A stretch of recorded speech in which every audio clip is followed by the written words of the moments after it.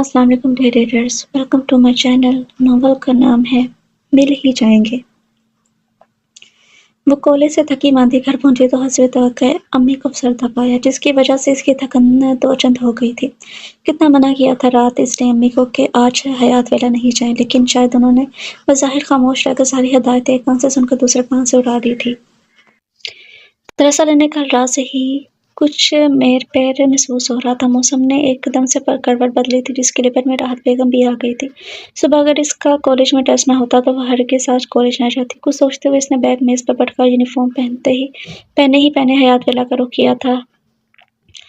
आज तो बड़े बड़े लोग हयात वेला को अपनी आमद का शर्फ बख्शने के लिए आए हैं। हयात वेला की सुर्ख ईंटों वाली बड़ी सी राहदारी क्रॉस करके वह यूं ही बाएं तरफ बने बड़े से आबनूसी दरवाजे की तरफ बढ़ी थी। साठ से आती नसवानी आवाज़ पर इसने गर्दन तिरछी करके हुरिया को गिराज की तरफ जाते देखा, जिससे इस जाने आता देखकर वहीं रुकी थी। भला तंज करने का इतना अच्छा मौका वो हाथ से क्यों जाने देती। मशाम हुरिया की बात को नजरअंदाज करके आगे बढ़ी थी कि हुरिया के अगले जुमले पर वो खून के घूंट पीकर रह गई थी। रामिश भाई तो इस वक्त घर पर नहीं है। मशाम ने इंतहाई सर्द निगाहों से चेहरे पर तमस्कर उड़ाती मुस्कुराहट सजाए हुरिया को देखा, फिर बड़े मसले अंदाज में बोली थी, मैं रामिश से मिलने नहीं आई। ये कहकर वो तेज से दरवाजे का हैंडल घुमाकर अंदर दाखिल हो गई। चंद सानी के लिए तो इसकी आंखों के सामने अंधेरा सा छा गया था। वसी और इस लाउंज की खिड़कियों में बड़े अनाबी रंग के दबेज पर्दों ने सूरज की तेज दिशाओं को अंदर आने से रोक रखा था। दो सेंट्रल एसी लाउंज को खुशगवार ठंडक की लिपट में लिए हुए थे। कुछ देर बाद इसकी आंखें अंधेरे से मानूस हुई तो तेजी से चलते हुए सीधी किचन में आ गई, जहाँ राहत बेगम गालबन मसाला भून रही थी और साथ साथ अपने बट्टे के पल्लू से माथे पर बार बार आते पसीने को भी पोंछ रही थी। इन्हें सारत में देखकर मशाम की जान ही जल गई थी। अम्मी, मैंने आपसे कहा था कि आज यहाँ मत आइएगा, आपकी तबीयत वैसे भी ठीक नहीं है, मजीद खराब होगी तो क्या होगा। वो फिक्रमंदी से बोली थी। आगे बढ़े और उनके हाथ से चम्मच लेकर खुद मसाला भूनने लगी। अरे तुम यहाँ क्यों आ गई? अभी अभी कॉलेज से भूखी प्यासी आई हो और फिर यहाँ आकर इतनी गर्मी में खड़ी हो गई हो, कपड़े भी नहीं बदले। तुम घर चलो, मैं बस आती हूँ। राहत बेगम ने ममता शफकत से पूरे लहजे में बोली तो मशाम को इन पर ढेरों प्यार आ गया था। नहीं अम्मी, आप घर जाकर आराम करें, मैं बस ये सालन तैयार करके आती हूँ, फिर दोनों साथ ही खाना खाएंगे। वो मुस्कुरा कर बोली तो राहत बेगम चुप सी हो गई थी। अम्मी जाइए ना, क्या सोचने लगी हैं? इन्हें हनूस करा देकर वो मसरूफ से अंदाज में बोली थी। वो बेटा भी बिरयानी को दम लगाना है और मीठा भी। वो शर्मिंदगी से बोलकर अपना जुमला अधूरा छोड़ गई थी तो इस पर शाम को इस घर के मकीनों पर गुस्सा आया, जिनके सीने में शायद दिल की बजाय पत्थर फिर था। अम्मी, आखिर कब तक ये लोग हमारी मजबूरी और हमारे बेआसरा होने का फायदा उठाते रहेंगे? कब तक हम बिना किसी खता की सजा काटते रहेंगे? बोलते बोलते इसकी आवाज़ रोन सी गई थी तो राहत बेगम ने इसे तरफ कर अपने सीने से लगा लिया। यही तो इसके कुल कायनात थी, जिसकी खातिर वो अब तक जिंदा थी। तो ऐसी बातें क्यों कर रही है बेटा? ये लोग तेरे अपने हैं, कोई गैर तो नहीं है। तो अपने बाप के घर पर रह रही है। जुमला कहते हुए खुद राहत बेगम को भी अपने खोखे एहसास का लहजे का एहसास हुआ था। जी हाँ, बाप का घर। आज सिर्फ इनकी मेहरबानियों की बदौलत हमारी ये हालत है, वरना अगर पापा आपको आपका असल मुकाम देते तो मुझे अपनी शफ़क़त की पनाहों में रखते तो आज आपकी हैसियत ताई अम्मी और मेरी कोमल जैसी होती। और तल्ख़ी से मुस्कुराकर ज़ख्मी लहजे में बोली तो राहत बेगम ने बेचैन हो गई थी। अपनी इकलौती बेटी को उन्होंने हमेशा दुखों की परछाइयों से दूर रखने की कोशिश की थी। इसे दुनिया भर की खुशियाँ देनी चाहिए, लेकिन शायद इनकी बेटी का नसीब भी इन्हीं की तरह मांद सयाह था, जो बचपन से ही अपने लोगों के हाथों दुखी और तलख़ियों का ज़हर कूट-कूट पी रही थी। अब वो अपनी बेटी की खुशबख्ती की हर लम्हा हर पल दुआ मांगती थी। अच्छा चलो, हम दोनों माँ बेटी जल्दी से काम निपटा लेते हैं, फिर घर चलकर खाना खाएंगे। माहौल में उतरती कसावत को दूर करने की गर्ज से राहत बेगम ने हल्के फुल्के अंदाज में बोली और जल्दी जल्दी हाथ चलाने लगी। मशामने की दुख भरी निगाह अपनी माँ के इन झुर्रियों सदा चेहरे पर कमजोर और खुदरे हाथों पर डाली थी। इन हाथों पर वो आज से 20 साल पहले इनके बाप के नाम की मेहंदी लगा कर आई थी।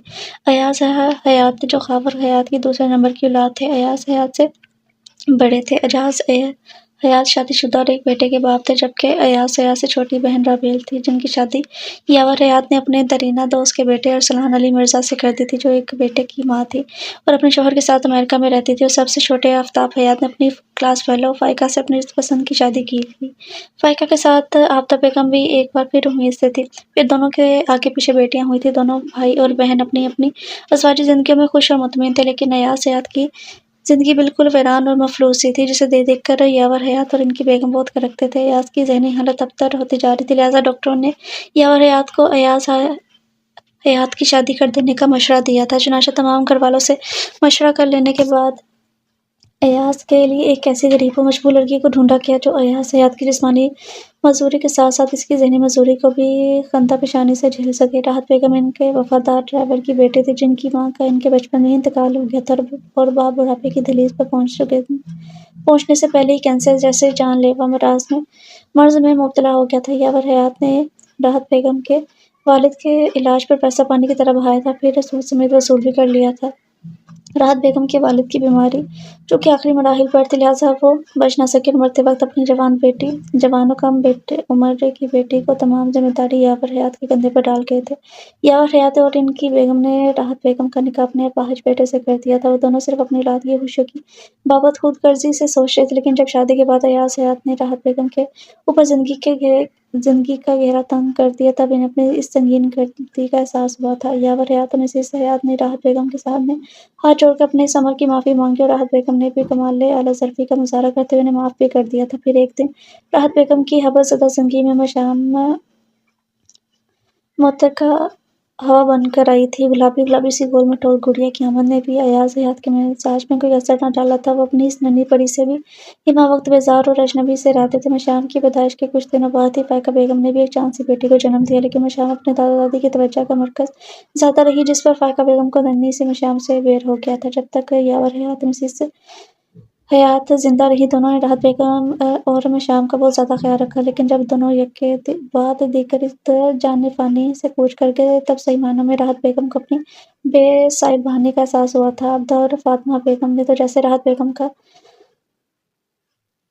नातका बंद कर दिया था। इन्हें हिमावतर ड्राइवर की बेटी और गरीब घर की लड़की के ताने मिलते रहते, क्योंकि वो दोनों खासे अमीर घराने से ताल्लुक़ रखती थी। आबदा बेगम के दोनों बच्चे रामिश और सनम, जबकि आफ़ताब साहब और फ़ायका बेगम की दोनों बेटियां कोमल और हुरिया मशाम को हर वक्त तख्ता-मश्क बनाए रखती थी। छोटी सी बच्ची के साथ इन सब का रवैया इंतहाई हक़ीर था। जो सलूक इनके बड़े राहत बेगम के साथ रवा रखते थे, वैसा ही रवैया वो मशाम के साथ अपनाए रखते थे। राहत बेगम कोल्हों के बेल की तरह कामों में जती रहती थी, लेकिन इन घरों के मकीनों के माथे के शिकन्ने खत्म न होते थे। फिर एक रात राहत बेगम की जिंदगी के उजाड़ साहिल पर जबरदस्त तगयानी आई। जवान बच्ची की कच्ची-कुची हर चीज़ को बहा लेकर गई थी। अयाज हयात, जिनके कमरे में राहत बेगम और मशाम के अलावा कोई कदम नहीं रखता था, रात के किसी खौफनाक लम्हे में अपनी शारक पर छुरी फेरकर हमेशा के लिए इस मखलूक जिंदगी से आज़ाद हो गए थे। राहत बेगम और सारा मशाम को अपने सीने से पीछे बस फटी निगाहों से अयाज हयात का जिंदगी से खाली और खून से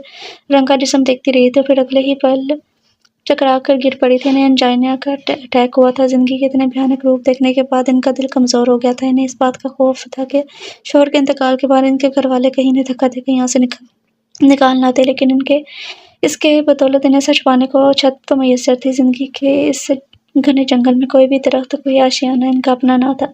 यहाँ कम अज़ कम इनकी इज्जत महफूज थी। सच शुक्र कि इनके खदशात गलत साबित हुए थे। अयाज हयात ने इन्हें एनकेसी में रहने की इजाज़त दे दी थी। फ़ायका और आफ़ता बेगम ने भी इस फैसले की मुखालफत नहीं की थी। अगर इन्हें मुफ्त की मुलाज़मत मिल रही थी तो इसमें नुकसान क्या था। राहत बेगम अपने तईन यही समझी कि अपने लाचार भाई की बेबस मौत देखकर अयाज हयात और आफ़ताब हयात के दिल शायद नरम पड़ गए हों, तब उन्होंने एनकेसी राहत बेगम के हवाले कर दी। लेकिन बाद में ये गिरा खुली कि यावर हयात साहब ने राहत बेगम और मशाम के लिए अयाज हयात की बीवी और बेटी होने की हैसियत से तुर्की में काफ़ी कुछ छोड़ा था। अयाज हयात को ये खदशा लाहक हुआ कि अगर राहत बेगम को घर से निकाल कर बाहर कर दिया तो ख़ानदान वालों को खबर हो जाएगी और फिर वो राहत बेगम और मशाम को जायदाद में हिस्सा देने पर इसरार करेंगे, जिससे इनकी काफ़ी बदनामी भी हो जाएगी। लिहाजा आफियत इसी में थी कि राहत बेगम को इस घर के किसी कोने में पड़ा रहने दिया जाए। अयाज हयात खर्चे के नाम पर पहले तो फ़कत 2000 राहत बेगम के हाथ में थमा देते थे, लेकिन फिर मशाम की पढ़ाई और दीगर अमूर की वजह से वो अमूमन बढ़ाकर 5000 रुपये तक इंतहाई नहूस से थमा दिए जाते, जबकि इनका किचन भी अलग था। हजार के इन 5 नोटों को लेते वक्त जो क़यामत इनके दिल पर गुजरती थी, इनकी ज़िया से सिर्फ वही वाकिफ़ थी। बाज़ औक़ात इन्हें ऐसा लगता जैसे वो इनसे कोई खैरात ले रही हो। जिस वक्त दोनों माँ बेटी किचन से फारिग होकर निकली तो मशाम का जोर दुख रहा था, जबकि राहत बेगम का बुखार भी काफ़ी बढ़ चुका था। वो 2 दिन में बुखार में तपने के बाद आज शाम को राहत बेगम का बुखार उतरा था। अलबत्ता नकाहत तो कमज़ोरी बहुत ज़्यादा थी। मशाम तो अम्मी की पट्टी से जड़कर बैठ गई थी। इनका बुखार उतर जाए पर इसने 2 रकात शुक्राने के नफल अदा किए। रात को जब अम्मी को सूप पिला रही थी, तभी आफ़ता बेगम अपनी बहू कमल के हमरा चली आई थी। सुना था तुम्हारी तबीयत ख़राब हो गई है। अंदाज में नहूत और लहजे में हकारत लिए अपनी कीमती साड़ी का पल्लू बड़ी नज़ाकत से सँभाले हुए गोया हुई थी। बस भाभी ज़रा-सा मौसमी बुखार हो गया है। राहत बेगम ज़रा-सा उठते हुए बोली थी, अम्मी प्लीज़ आप रेडी रहें, वैसे ही इतनी कमज़ोरी हो रही है। मैं शाम आफ़ता बेगम को यकसर नज़रअंदाज करते हुए बोली थी और अम्मी को दोबारा लेटा दिया। आफ़ता बेगम ने कुछ ख़ास तासुर के साथ मशाम को देखा था। मशाम काफ़ी समझदार हो गई है, तुम्हारा ख्याल भी बहुत रखती है, अब पहले वाला बचपना शायद रुखसत हो गया है। आफ़ता बेगम ने इसे बगौर देखते हुए कहा। मशाम खूबी समझती थी वो बचपना जो मायने अंदाज में कह रही थी। इनकी तंज़ करने की आदत शायद कभी नहीं जाएगी। मशाम ने दिल में सोचा था, अरे अम्मी ये मशाम तो कभी बची थी ही नहीं, तो फिर बचपना कैसा? शुरू से इंतहाई गहरी और मौकाशनास है। एक तेज़ाबी जुमला कोमल ने इसकी तरफ इशारा था जिसने इसकी रूह को सरता पे झलसा के रख दिया था। इसने अपने होठों को बेशकबा मुश्किल इस जलन को बर्दाश्त किया जबकि राहत बेगम के चेहरे से अज़ियत के आसार नुमायाँ होने लगे थे। आप लोग किसी काम से आए थे? ईमान की तब्दील होती रंगत को देखकर मशाम तेज़ी से बोली थी। वो चाहती थी कि ये लोग जल्द से जल्द यहाँ से चले जाएँ। हाँ, दरअसल कल रामेश और कोमल की शादी की सालगिरह है, लिहाजा रात को घर में पार्टी है। खाना तो होटल से मंगवाया है, बस कुछ और ऊपरी छोटे-मोटे काम हैं। आफ़ता बेगम मुतकरबाना अंदाज़ में बोली थी जबकि मशाम को ज़ब्त की शिद्दत से अपने रुखसार दुखते हुए महसूस हुए थे। राहत तो इस लायक नहीं है, लिहाजा तुम ही कल आ जाना। आफ़ता बेगम अनूसी सी लहजे में बोली तो मशाम का दिल चाहा कि साफ इनकार कर दे, लेकिन किसी भी बात को मना करने का हक इन्हें हासिल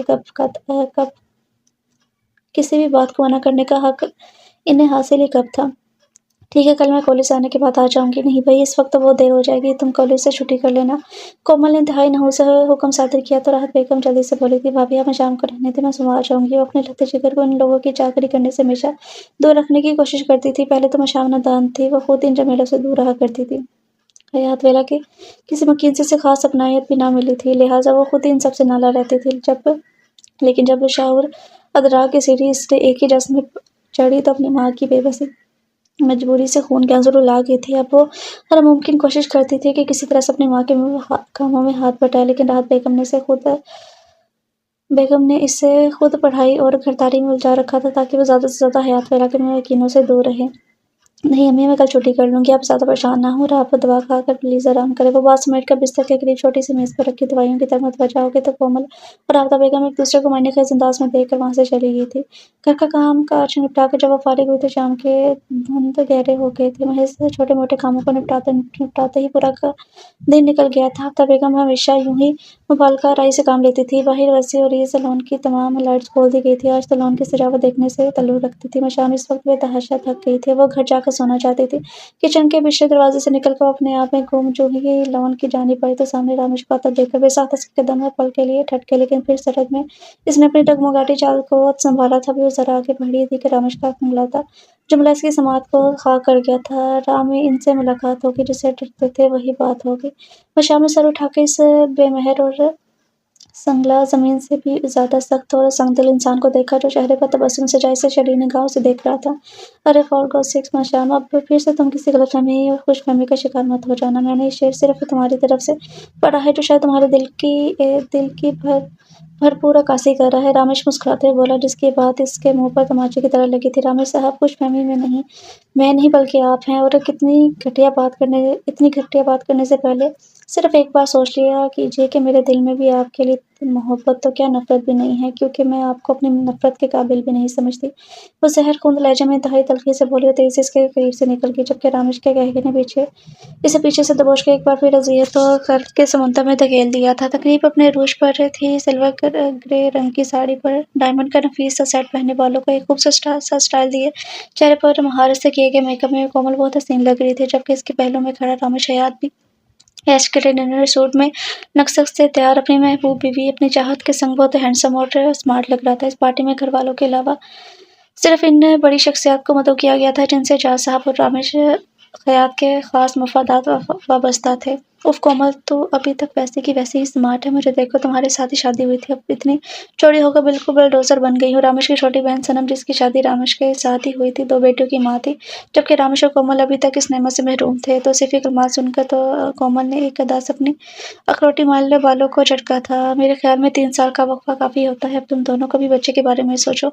शर्म की इस बात पर कोमल का चेहरा पल भर में फीका पड़ा था। सोने का चम्मच मुँह में लेकर पैदा होने वाली कोमल हयात, जिसने बचपन से लेकर आज तक जो कुछ चाहा इसे हासिल किया था, आज भी हर वो नेमत से माला माल थी जिस शख्स को इसने टूट कर चाहा था वो इसके शौहर के रूप में अपनी मोहब्बत इस पर लुटाता था।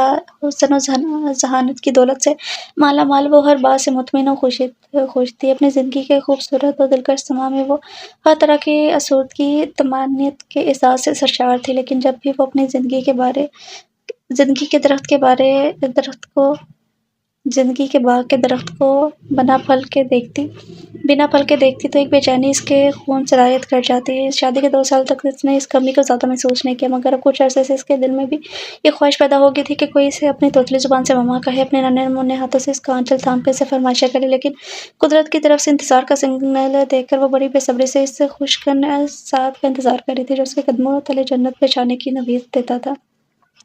सनम तुम्हारे देवर का रिश्ते का क्या बना? कोमल ने कमाल खूबसूरती से मौजू तब्दील किया तो सनम ने इससे पहले कि अपने ससुराल वालों की बुराइयां बगैर किसी फुल स्टॉप के तूफान मेल की तरह शुरू करती। कोमल से छोटी हुरिया रामेश का पैगाम ले आई थी, जो उसे किसी खास बिजनेस फ्रेंड से मिलवाना चाहता था। कोमल दिल में अपनी छोटी जान छोड़ने पर शुक्र अदा करती वहां से चली गई थी। अम्मी, ये रामेश भाई तायाबू के वही बेटे हैं ना, जिन्होंने मुझे अपना कंप्यूटर छूने पर जोरदार थप्पड़ मारा था? मुझे इनसे बहुत डर लगता है। अपने बचपन की आखिरी सीढ़ी पर खड़ी इसे अलविदा कहकर वो जवानी की तरफ मुड़ती इसका इस्तकबाल करने को पहुंची। मशाम ने बड़ी मासूमियत से राहत बेगम से इस्तफसार किया था, हाँ मेरी गुड़िया वही रामेश, लेकिन अब तो वो बड़ा हो गया है, अच्छा भी हो गया है, अब तुम्हें थोड़ी मारेगा। अम्मी ने इसे देखते हुए कहा था। मगर अम्मी, वो तो कहते हैं कि मैं बहुत गंदी हूँ। मेरे नाना एक ड्राइवर थे और मेरे पापा मजदूर थे, जिन्होंने खुदकुशी कर ली थी। बचपन की बात जैसे इसके जहन के पर्दे पर चिपक कर रह गई थी। इस वक्त उसे इन बातों का मफ़हूम समझ में नहीं आता था, मगर अब काफ़ी वाज़ा हो गया था। मशाम की बात सुनकर राहत बेगम चिल्ला उठी थी। वो सहम कर बिल्कुल खामोश हो गई थी, फिर न जाने ने क्या हुआ मशाम को बाहों में भरकर फुट पर रोककर रो पड़ी थी। मशाम के तो जैसे हाथ-पाँव फूल गए थे। अम्मी प्लीज़ चुप हो जाएं, मत रोएं, मैं आपसे वादा करती हूँ कि आइंदा कभी ऐसी बातें नहीं करूँगी, कहते हुए खुद भी रोती थी। तो राहत बेगम ने इसकी पेशानी चूम के इसे सीने में बींच लिया था। वो तो अपनी बेटी को अपने वजूद में छुपाकर इसे ज़माने की तलखियों, ज़िंदगी की कड़ी धूप और महरूमियों के अंधेरे से बचाना चाहती थी, लेकिन शायद इनका वजूद मुसीबत और आलाम सहते इतना छलनी हो गया था कि धूप और महरूमियों के अंधेरे इनके छन्नी-ज़दा वजूद से गुज़र कर इसे भी अपनी ज़िप्पर में ले रहे थे। और फिर वो दिन और आज का दिन शाम ने कभी भी अपने बाप या नाना के मुतालिक राहत बेगम से इस्तफ़सार नहीं किया था, जबकि ये काम हयात विला में रहने वाले लोगों ने अपनी ज़हरीली ज़ुबानों और तमस्कराना निगाहों से बखूबी अंजाम दिया था।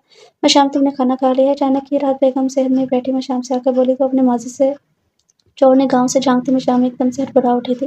"अरे क्या हुआ मेरी गुड़िया?" डर गई अम्मी इसके करीब आकर नरमी से बोली थी। "नहीं अम्मी, वो बस ज़रा..." वो फ़कत इतना ही बोल पाई थी। फिर इसे राहत बेगम का ख़्याल आया तो फ़ौरन बोली, "आप बाहर क्यों आ गई हैं? अंदर चले के कहीं बुखार फिर से ना हो जाए।" फिर मशाम राहत बेगम को ज़बरदस्ती सुलाकर लाश में चली आई थी। आज नींद शायद माज़ी के किसी आधे खुले से दरवाज़े के पास ठहरी थी। वो भरपूर अंदाज़ में अपने माज़ी की यादों को नज़रअंदाज़ करने की कोशिश करती, लेकिन कोई न कोई याद एक तरफ नाक परछाई बनकर इसके आस-पास नाचने लगती। अपनी परछाई से पीछा छुड़वाने की खातिर वो नावल खोलकर पढ़ने लगी थी। "क्या बात है, आज हमारा चाँद इतना उदास क्यों लग रहा है?" रामेश ने खुशी सी कोमल को देखकर जज़्बाती लुटाते लहजे में इस्तफ़सार किया था। "हाँ क्या?" कोमल अपने ध्यान से जैसे चौंकी थी। रामेश उसे यूँ उलझा देखकर परेशान सा हुआ था। "कोमल जानिए, ऐसी कौन-सी बात है जिसने तुम्हें मेरी ज़िंदगी से भी यूँ बेखबर कर दिया?" रामेश इंतहाई मुतफ़क्किराना अंदाज़ में बोला तो कोमल ने गहरी साँस भरकर रह गई थी। "रामेश, तुम जानते हो हमारी शादी को पूरे 3 साल हो चुके हैं।" कोमल ने तहमत बाँधी तो वो कुछ न समझते हुए इस्तफ़हामिया निगाहों से देखने लगा। जानते हो रामेश, औरत की तकमील इस वक्त ही होती है जब वो माँ बनती है। माँ बनकर ही वो औरत के असम मुकाम तक पहुँचती है। और मैं शादी के 3 साल बाद भी इस नेमत से अभी तक महरूम हूँ। कहीं कोई गड़बड़ तो नहीं? कोमल ने बिलाखिर अपने गूंगे ख़दशात और वसवसों को ज़ुबान दे दी थी, जो कुछ दिनों से इसके दिमाग से चिपके हुए थे। इसे किसी पल भी चैन नहीं लेने दे रहे थे। "ओह कम ऑन कोमल, तुम इतना नेगेटिव क्यों सोच रही हो? हमारी शादी को सिर्फ 3 साल हुए हैं, 10 साल तो नहीं हुए जो तुम अभी से यूँ नाउम्मीद हो जाओगी।" रामेश बज़ाहिर लापरवाही से बोला, लेकिन हकीकत तो ये थी कि वो खुद भी इस कमी को शिद्दत से महसूस कर रहा था। इसे बच्चे बहुत पसंद थे और ख़ास तौर पर अपने बच्चे का ख़्याल तो उसके रगों में एक निशाता महज़ सर्विस पैदा कर देता था। वो भी कुदरत की जानिब से इस नेमत का बड़ी साबित कदमी से इंतज़ार कर रहा था, लेकिन शायद कुदरत को उसके सब्र का मज़ीद इम्तिहान लेना मकसूद था। "मेरे ख़्याल में हमें किसी अच्छी लेडी डॉक्टर से कंसल्ट करना चाहिए।" कोमल कुछ सोचते हुए बोली थी। "ठीक है, तुम्हारी तसल्ली के लिए हम कल ही डॉक्टर के पास जाएँगे।" रामेश इसकी बात पर राज़ी होकर सर हिलाते बोला था। "मशाम बेटा, सिर आ रहा है।" राहत बेगम ने खुशी से खनकते लहजे में इसे इत्तला दी तो किताब पढ़ते-पढ़ते मशाम ने तेज़ी से सर उठाया। "क्या वाक़ई असजद भाई आ रहे हैं?" वो हैरत और खुशी के मिले जुले जज़्बात से लबरेज़ आवाज़ में बोली। "हाँ भई, भाभी फ़ाइक़ा को बता रही थी कि असजद अगले हफ़्ते की फ़्लाइट से आ रहा है।" वो हनुस नुसरत अमेज़ लहजे में बोली तो मशाम ने इनके चेहरे की जानिब पर गौर देखा, जहाँ असजद के आने की खबर सुनकर खुशियों से इनका चेहरा भर गया था। मुझे मालूम है कि आप असरत भाई से कितना प्यार करती हैं, तभी इनकी आमद का सुनकर आपके चेहरे पर इतनी खुशी है। हमेशा मुस्कुरा कर बोली थी। माँ को खुश देख से भी खुशी हुई थी। वो खुद भी तो इतना मोहब्बत करने वाला बच्चा है। अम्मी के लहजे में असरत के लिए प्यार ही प्यार था। ए नादान लड़की, अब तो सुधर जाओ एकदम से। मैं शाम के गानों में असरत का महसूस जुमला गूंजा तो बेसाख्ता से कुछ और भी याद आ गया था। चलो अच्छा है, इस वक्त तक मैं अपने इम्तिहानों से भी फारिग हो जाऊंगी। मैं शाम सर चटक के बोली थी, अच्छा मैं ज़रा नमाज पढ़ लूँ, वक्त ज़रा तंग हो रहा है। ये कहकर अम्मी अपने कमरे में चली गई तो असरत का ख्याल आते वो दोबारा माजी के ऑक्टोपस में जगड़ने लगी थी। अम्मी, असरत भाई कौन है? इसकी खुद की आवाज़ इसी की समाज से टकराई थी। बेटा वो तुम्हारी फूफो राबेल का बेटा है जो अमेरिका में रहती है। रामेश भी वहीं पढ़ने गया है। दोनों एक ही यूनिवर्सिटी में पढ़ते हैं। अम्मी ने इसकी मालूमात में इजाफा किया था। अम्मी क्या सब भाई पहले भी यहाँ कभी आए हैं? इसने एक और सवाल दागा था। नहीं, एक बार वो अपनी अम्मी के अब्बू के साथ आया था, लेकिन इस वक्त तुम बहुत छोटी थी, शायद तुम्हें याद नहीं होगा। और फिर जब असरत और रामेश घर आए तो दोनों को हाथों हाथ लिया गया। अमेरिका में 5 साल रहकर रामेश की शख्सियत कुछ और ज़्यादा निखर गई थी, जबकि शौक और थोड़ा सा संजीदा असरत भी पुरकशिश शख्सियत का मालिक बन गया था। जब अपने वालिदैन के कहने पर अपनी कज़न हुरिया को देखने आया था, क्योंकि एक बार जब आफ्ताब हयात बिजनेस के सिलसिले में न्यूयॉर्क गए थे तो इन्हें अपनी बेटी के लिए असरत बहुत पसंद आया था, जिसका ज़ाहिर उन्होंने अपनी बहन और बिनोई के सामने भी कर दिया। इन दोनों को भला क्या एतराज़ हो सकता था? हुरिया अमीर बाप की बेटी तो असरत वो तो जैसे वालिदैन की हुक्मतुल्ली करना जानता ही नहीं था। रामेश ने तो मैं शाम को तक नहीं करवाई थी, अलबत्ता असरत ने इसे काफ़ी अहमियत दी थी, जिसे महसूस करके मैं शाम फूले नहीं समा रही थी। और मैं शाम की खुशी सदा की कीना परवर और हासिद कोमल को बर्दाश्त नहीं हो रही थी, जो मशाम की असली दुश्मन थी और कोई भी मौका से नीचा दिखाने के लिए अपने हाथों से गवाती ना थी। इसे खास नफरत का एक पस मंज़र था वो ये कि एक दिन 11 साला कोमल झूले में बैठी ज़ोर ज़ोर से पींगे ले रही थी और 8 साला मशाम को ज़ोर ज़ोर से झूला झुलाने को कह रही थी कि अचानक न जाने कैसे कोमल का हाथ रस्सी से छूटा और वो काफ़ी ऊंचाई से नीचे गिरी थी। इसके नतीजे में इसकी बाजू की हड्डी टूट गई थी। हमेशा की तरह सारा इल्ज़ाम मशाम के ऊपर आया था और इसकी अच्छी खासी पिटाई भी हुई थी। बाजू टूट जाने के सबब वो स्कूल में होने वाले इम्तिहान नहीं दे सकी और नतीजे में अपने साथियों से एक क्लास पीछे रह गई। चूँकि इसकी उठान बहुत अच्छी थी और वो अपनी उम्र से कुछ ज़्यादा ही बड़ी लगती थी, लिहाजा स्कूल के बच्चों ने क्लास में पीछे रह जाने पर इसका काफ़ी मजाक उड़ाया था। तब से कोमल ने मशाम के खिलाफ अपने दिल में नफरत पाल ली थी। वो तमाम बातों का सबब सिर्फ मशाम को समझती थी। असद 1 महीना पाकिस्तान में रहने के बाद हुरिया को ओके करके वापस अमेरिका चला गया था, जबकि इस मुख्तसर से अरसे में मशाम और असद में काफ़ी अच्छी अंडरस्टैंडिंग हो गई थी। खट की आवाज़ पर मशाम एक बार फिर जैसे होश की दुनिया में आई थी और तमाम सोचों को झटक कर पूरी एक सोच से कल के पर्चे की तैयारी करने लगी।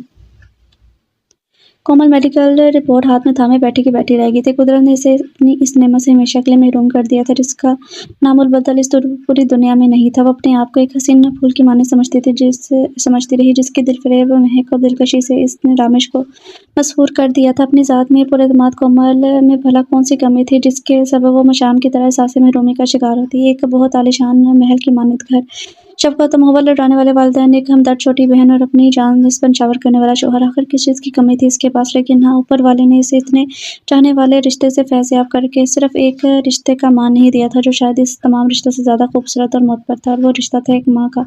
वो तो इतनी बड़ी चीज़ से महरूम रह गई जो लाखों रुपए लौटाने के बावजूद इसकी दस्तरस में नहीं आ सकती थी। इसे आज मालूम हुआ कि अपने आप को एक हसीन फूल से तशबीह देने वाली दरहकीकत वो एक बंजर और थोड़ा जर्द ज़मीन की मानद है, जहाँ कभी कोई फसल नहीं उग सकती। कोमल प्लीज़ अपने आप को संभालो, अल्लाह ने चाहा तो सब ठीक हो जाएगा। रूठा-फूटा सा रामेश, जिसके साथ में ये खबर बिजली बनकर गिरी थी, जो मर्द होने के इल्ज़ाम में अपने आंसू को आंखों में ला नहीं सकता था, अपने रोते हुए दिल के साथ बज़ाहिर कोमल के साथ मजबूत बना इसे तसल्लियाँ दे रहा था। इसी से जैसे कोमल अचानक होश में आई थी। ये रिपोर्ट झूठ नहीं बोल रही रामेश, हसरतज़दा लहजे में कोमल ने रिपोर्ट की इसकी आंखों के सामने लहराई थी। आज मुझे पता चला कि मेरी ज़ात ज़मीन पर बड़ी दरख्त की इससे टहनी की मानद है, जिसकी अपनी कोई शाख नहीं होती, कोई जड़ नहीं होती। तुम कहते हो कि मैं अपने आप को संभालूँ? वह ज़ियानी अंदाज में चलाते हुए बोली थी। प्लीज़ कोमल रिलैक्स हो जाओ, थोड़ी हिम्मत करो। रामेश इसके दोनों बाजू को थामते हुए परेशान सा बोला था। नहीं रामेश, कोमल बुरी तरह चलाते हुए एक अचानक चकरा कर रामेश की बाहों में झूल गई थी। कोमल ने इस बात का बहुत ज़्यादा असर लिया था। वो इस वक्त शदीद सदमे से दो चार थी। घर के तमाम अफराद भी कोमल के इस दुख में अफसरदा थे। राहत बेगम को इस खबर सुनकर बहुत दुख हुआ था, अलबत्ता मशाम ने सब जानकर किसी भी किस्म के रद्द-ए-अमल का इज़हार नहीं किया था। रामेश समेत सब घर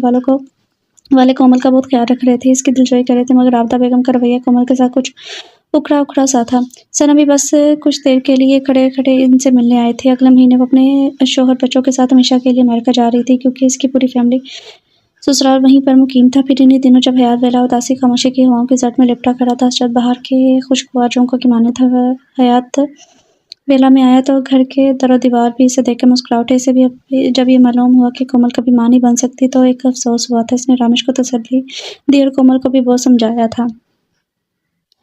अम्मी आफ्ताब चचा असद भाई की शादी क्यों नहीं कर देते? वहाँ अमेरिका में बिल्कुल अकेले रहते हैं। मैं शाम को सोचते हुए बोली थी। असद के वालिदैन चूँकि अपने वालिदैन की इकलौती औलाद थे, लिहाजा असद का ददियाल भी कोई ना था। हाँ, फ़ाइका और आफ्ताब तो यही चाहते थे, लेकिन असद अभी कुछ वक्त चाहता है। कहता है कि मैं पहले अच्छी तरह सेट हो जाऊँ, फिर शादी भी कर लूँगा। राहत बेगम बोली तो मैं शाम सारे लाते हुए किचन की तरफ चल दी थी ताकि चाय बना सके। मुझे उम्मीद है कि तुम अब माजी की इन नुकीली और तेज़ धार यादों से छुटकारा पा चुकी होगी जो तुम्हारी रगों को ब्लेड की मानद काट कर रख देती हैं। हसरत और मशाम बिन किसी के बाहर बने चबूतरे पर बैठे थे की बातें कर रहे थे जब अचानक ही हसरत बोला था।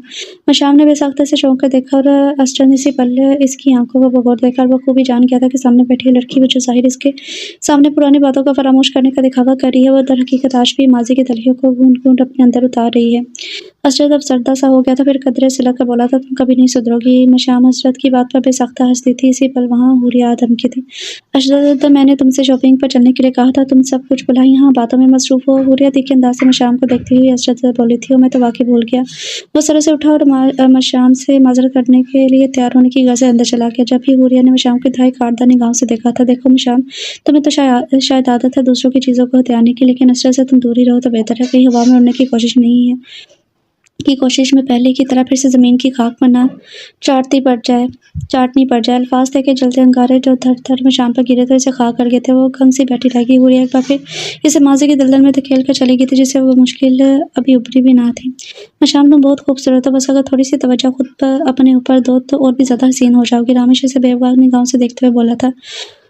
तो नौउम्र मशाम, जिसके एहसास और जज्बात किसी कच्ची कोम्पल की मानद थे, रामेश की बात पर कदरे बुखला गई थी। अमेरिका से कुछ अरसा कबल आने के बाद न जाने क्यों राशिम की तमाम तर तवज्जो इसकी जानिब हो गई थी। हालांकि कोमल का साहराना हुस्न किसी को भी अपने बस में कर सकता था। बेचारी 16 साल मासूम भोली भाली मशाम ये हर किसी से नहीं जानती थी कि रामेश और कोमल इसके साथ कितना घिनौना खेल खेल रहे हैं। मोहब्बत में फरेब देने का, इसके नाजुक जज्बात और एहसासात का मजाक उड़ाने का खेल। मशाम हर किस नहीं जानती थी कि कोमल बचपन के इस वाक़े को अभी तक फरामोश नहीं कर सकी। जिस तरह कोमल के स्कूल के साथियों ने इसका मजाक उड़ाया था, वैसी ही हंसी वो भी मशाम की उड़ाना चाहती थी।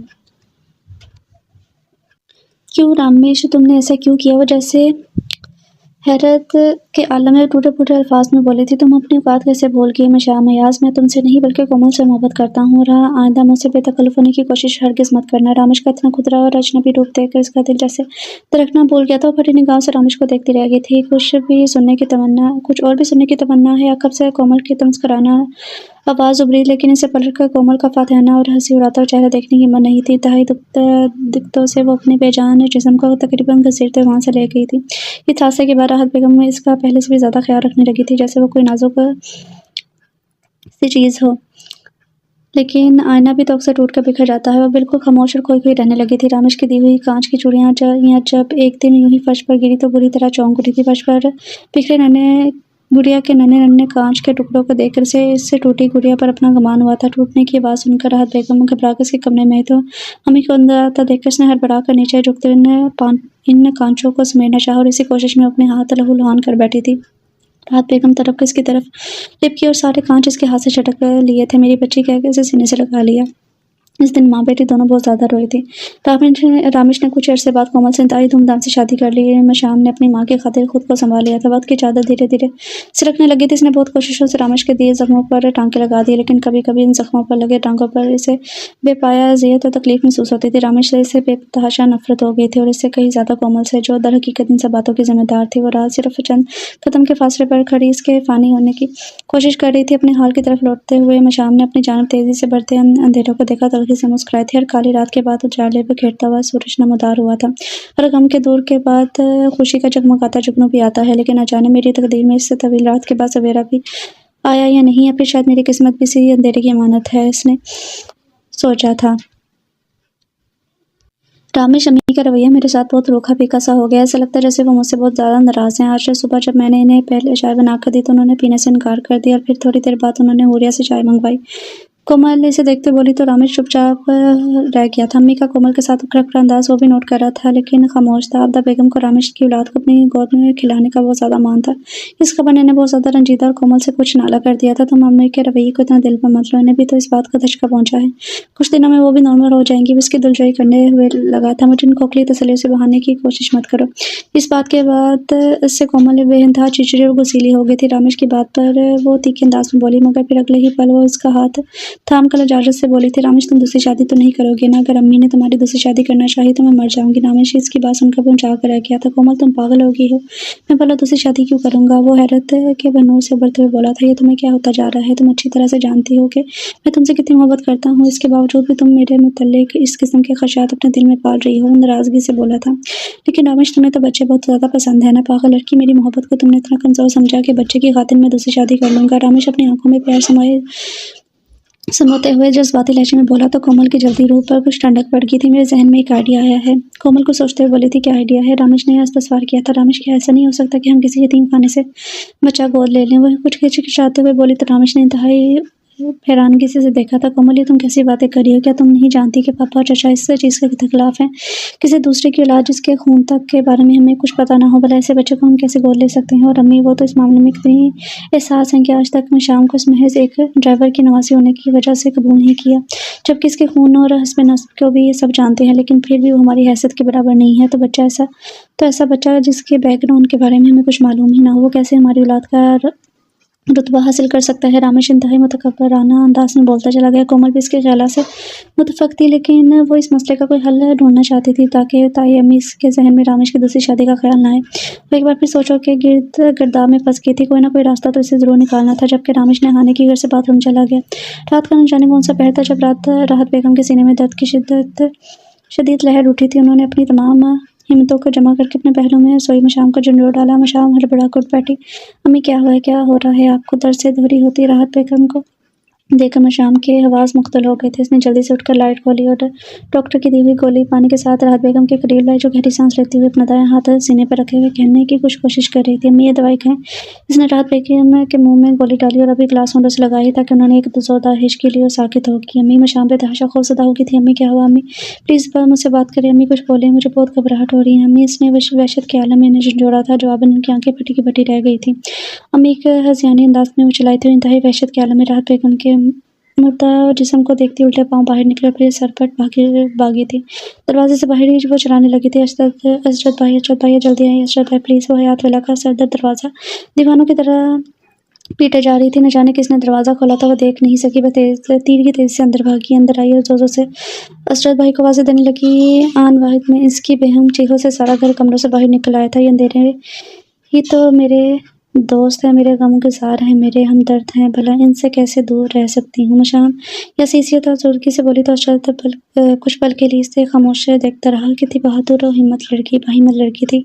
जिंदगी के दिए हर जख्म को इसने बड़ी खंता पेशानी से झेला था, मगर इस बार जिंदगी के इस वार को वो सह नहीं पाई थी।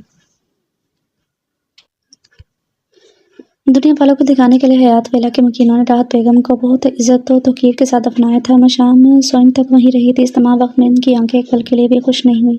आंसू का एक समुद्र था जो इसके अंदर से उमड़ रहा था। स्वयं के बाद जब सब मेहमान अपने अपने घरों को सुधार गए तो वो भी अपने अनकसी में वापस आए। कमरे की लाइट जलाई, लम्हा भर में इस गिर्द गिर्द नाचता वहशतनाक अंधेरा रोशनी के आते ही अपनी मौत आप मर गया था। मशाम ने आंखें सुकर कर देखा तो अशरत को सामने भाग कर एक बार फिर वो अपना जब्त खोने लगी थी। यहाँ अंधेरे में क्यों बैठी हो? वो नरमी से बोलता हुआ अंदर चलाया था। अशरत भाई, तुम एक शरीफ और समझदार लड़के हो, ये बात हम सब जानते हैं, मगर शाम को तो इधर उधर मुंह मारने की आदत है। तुम इससे जरा मुख्तात रहो तो अच्छा है। आबदा बेगम कितनी घटिया बात पर अशरत का जैसे दिमाग घूम कर रह गया था।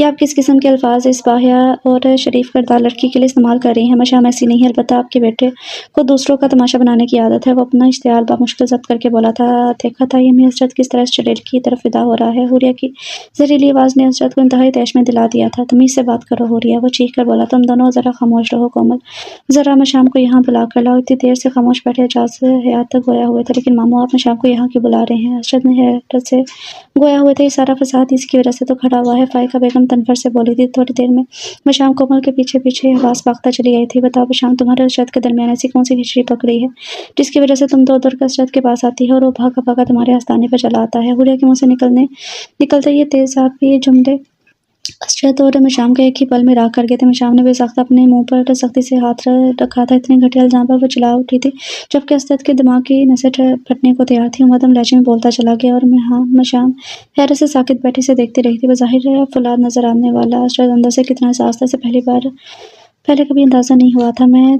तुम्हें टूटता हुआ नहीं देख सकता मशाम, तुम्हें खुद को सँभालना है, ज़िंदगी की आँखों में आँखें डालकर इसका मुकाबला करना है। मैं तुम्हें ज़िंदगी से हारते हुए नहीं देख सकता मशाम, तुम ऐसा करोगे ना? असरद आसपास लहजे में से इस्तग़फ़ार कर रहा था, जबकि बेतहाशा मशाम सर इस्तवाब में हिलाते हुए बैठ गई थी। तो असरद बेतहाशा खुश हुआ था। ये हुई ना बात। वो मुस्कुराकर बोला, फिर कुछ याद आने पर मज़ीद रोया। मशाम, मेरी छुट्टियाँ ख़त्म हो रही हैं, मैं परसों अमेरिका जा रहा हूँ, लेकिन 11 महीने बाद मैं हमेशा के लिए पाकिस्तान आ जाऊँगा, क्योंकि तब मेरा कॉन्ट्रैक्ट ख़त्म हो जाएगा। मशाम ये सुनकर इस वक्त मैं पहली बार खुश हुई थी। भाई, ये तो बहुत खुशी की बात है। अब वहाँ बिल्कुल तन्हा ज़िंदगी गुजार रहे हैं, यहाँ सबके साथ रहेंगे तो अच्छा रहेगा। मशाम खलूस से बोली। फिर असरद थोड़ी बहुत यहाँ की बातें करके इससे खिड़कियाँ दरवाज़े बंद करने की हिदायत करने के बाद वहाँ से चला गया। वो हयात विला में जो ही दाखिल हुआ, लाउंज में सबको अपना मुंतज़िर पाया था, जबकि एक कोने में खड़ी गुस्से से आग बबूलाती हुरिया पर असरद की नज़र पड़ी तो सब कुछ याद आया। जब वो मशाम से मिलने एनकेसी जा रहा था तो हुरिया ने इसे वहाँ जाने से रोका था, लेकिन असरद इसकी बात को अनसुनी करके चला गया। वो कुछ देर तो यूँ ही खड़ा रहा, फिर रास्ते से चलती हुई हुरिया के मुकाबिले आन खड़ा और बज़ाहिर पुरसुकून लहजे में बोला था, जबकि जिस्म के अंदर खून के बजाय इस वक्त अंगारे दौड़ रहे थे। मशाम सिर्फ मेरी कज़न है और दोस्त है, इसके अलावा और कुछ नहीं। मुझे इस बात का अफ़सोस रहेगा कि मेरे वालिदैन लाइल्मी में ही इतनी सती और घटिया ख़यालात की लड़की के साथ मेरे मुस्तक़बिल का रिश्ता जोड़ दिया। फिर वो पलटकर सबसे मुखातिब होकर पीछे-पीछे लहजे में बोला, मैं आप लोगों को ये बता देना चाहता हूँ कि अब मैं सिर्फ मशाम से शादी करूँगा। मशाम ही मेरी बीवी बनेगी। आप लोगों को जो करना है वो कर लें, मुझे किसी की परवाह नहीं है। इंतहाई दबंग लहजे में वहाँ तमाम नफूस पर बिजली गिराता और बड़े इत्मीनान से अपने कमरे की जानिब बढ़ गया था, जबकि मशाम मफलूज होते ज़हन के साथ वहाँ से भागी थी।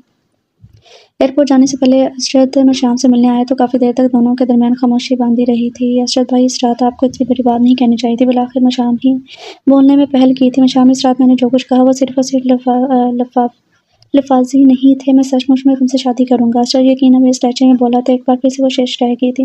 असरद भाई, प्लीज़ ये बात दोबारा मत कहिए। क्या? मशाम बेबसी से बोली तो असरद गुस्सा गया था। क्यों मशाम, तुम क्यों मुझसे शादी नहीं करना चाहती? क्या मैं तुम्हारे काबिल नहीं हूँ? वो तड़प कर बोला तो मशाम भी इस तरह से बोली, नहीं असरद भाई, आप मेरे नहीं बल्कि मैं आपके काबिल नहीं हूँ। कुछ कहते-कहते असरद ने रिस्ट वॉच पर निगाह डाली।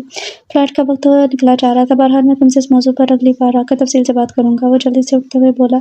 फिर जाते-जाते इसे मुड़कर देखा था। ये सच है मशाम, कि इस रात से पहले मेरे ज़हन में भी तुम्हारे साथ शादी करने का ख्याल नहीं आया, क्योंकि मैं हुरिया से एंगेज था। लेकिन अब मैं तुमसे ये वादा करता हूँ कि ज़िंदगी के हर शाहिदा मोड़ पर मैं तुम्हारा साथ दूँगा। ये कहकर तेज़ से निकलता चला गया। मशाम की आंखों में एक इज़्तिराब सा आ गया था। ख्वाब देखना आसान होता है। मशाम इस अमल से एक बार फिर गुज़र चुकी थी। इस वक्त तो माँ की पुरतपिश और शफ़ीक बाहों में थी, मगर इस बार तो इसके पास ऐसा कोई कंधा भी ना था जिस पर सर रखकर वह रो सकती। लिहाजा इसने इस बार असरद के दिखाए ख्वाबों को देखने की हरगिज़ कोशिश नहीं की थी। अपनी आंखों और दिल को बिल्कुल बेहिस हरकत का सा कर लिया था। इन ही दिनों जब वो इंतहाई अकेली और अकेलेपन से लड़ रही थी, इसका रिजल्ट आ गया, फर्स्ट डिवीजन में पास हो गई थी। इस मौका पर राहत बेगम को याद करके इसने कितने आंसू बहा डाले। तन्हाई से तंग आकर इसने जॉब करने का सोचा और दूसरे दिन कॉलेज गई और मार्कशीट ले आई थी। हर इतवार वो ज़रूरत का इश्तिहार पर गौर करती थी। अखबार वाले को सिर्फ इतवार का अखबार डालने का वो पहले कह चुकी थी। एक दिन वो कुछ स्कूलों में दरख्वास्त देने चली गई थी। शौमी किस्मत इसका एजाज साहब से वापसी पर सामना हो गया। कहाँ से आ रही हो? उन्होंने इंतहाई कड़े तेवरों से इस्तफसार किया था। स्कूल में जॉब के सिलसिले में दरख्वास्त देकर आ रही हूँ। वो खासे निडर अंदाज में बोली तो एजाज साहब पर बुरी तरह वो बोला हो गए थे। किसकी इजाज़त से तुम जॉब करने निकली हो? तुम्हारी माँ मर गई है तो इसका मतलब ये हरगिज़ नहीं है कि तुम्हें हर तरह की आज़ादी हासिल हो गई है। जहाँ जी चाहा मुँह उठा के चल दी। खबरदार, जो आज के बाद घर से एक कदम भी बाहर निकाला, वरना टांगे तोड़ दूंगा। वो इतनी ज़ोर से दौड़ी कि मशाम का दिल बुरी तरह से सहम गया था। बेसख्त आंखों में आंसू आ गए थे। वो तकरीबन भागती हुई एनकेसी में पहुंची थी और बिस्तर पर गिर कर फूट-फूट कर रोने लगी। फिर रोते-रोते न जाने कब नींद की वादियों में उतर गई। जब आँख खुली तो खिड़की से शाम की सांवली दुपहरियों को देखकर इसे ख्याल आया कि वो दोपहर से इसने कुछ नहीं खाया। एकदम भूख का शदीद एहसास हुआ था तो अपने जिस्म को ज़बरदस्ती बाथरूम में लेके फ्रेश होने के बाद कोई किचन में आकर चूल्हे पर चाय का पानी चढ़ाया, फ्रिज से आटा निकाल कर इस पर पराठा बनाने लगी। पेट पूजे से फारिग हुई तो दोपहर में टुनमुहाने वाले वाक़े इसके ज़हर के पर्दे में पूरी तरह आबोताब से चमकने लगा था। एक अज़ियत की लहर महसूस करके इसने दांतों तले अपना निचला लब दबाया था। अभी वो कुछ और भी सोचना चाहती थी कि अचानक दरवाज़ा नॉक होने पर पूरी तरह चौंकी। दरवाज़ा खोला तो सामने आबदा बेगम और एजाज हयात को देखकर इसे करंट लगा था। अंदर ही अंदर अजीब से वसवसे, खौफ और किसी अनहोनी के एहसास से बारिश के बाद की खलबलियों की तरह फौरन आग उगाया था। इसने बिना कुछ बोले इन्हें अंदर आने का रास्ता दिया, फिर खामोशी से उनके मुकाबले आकर बैठ गई।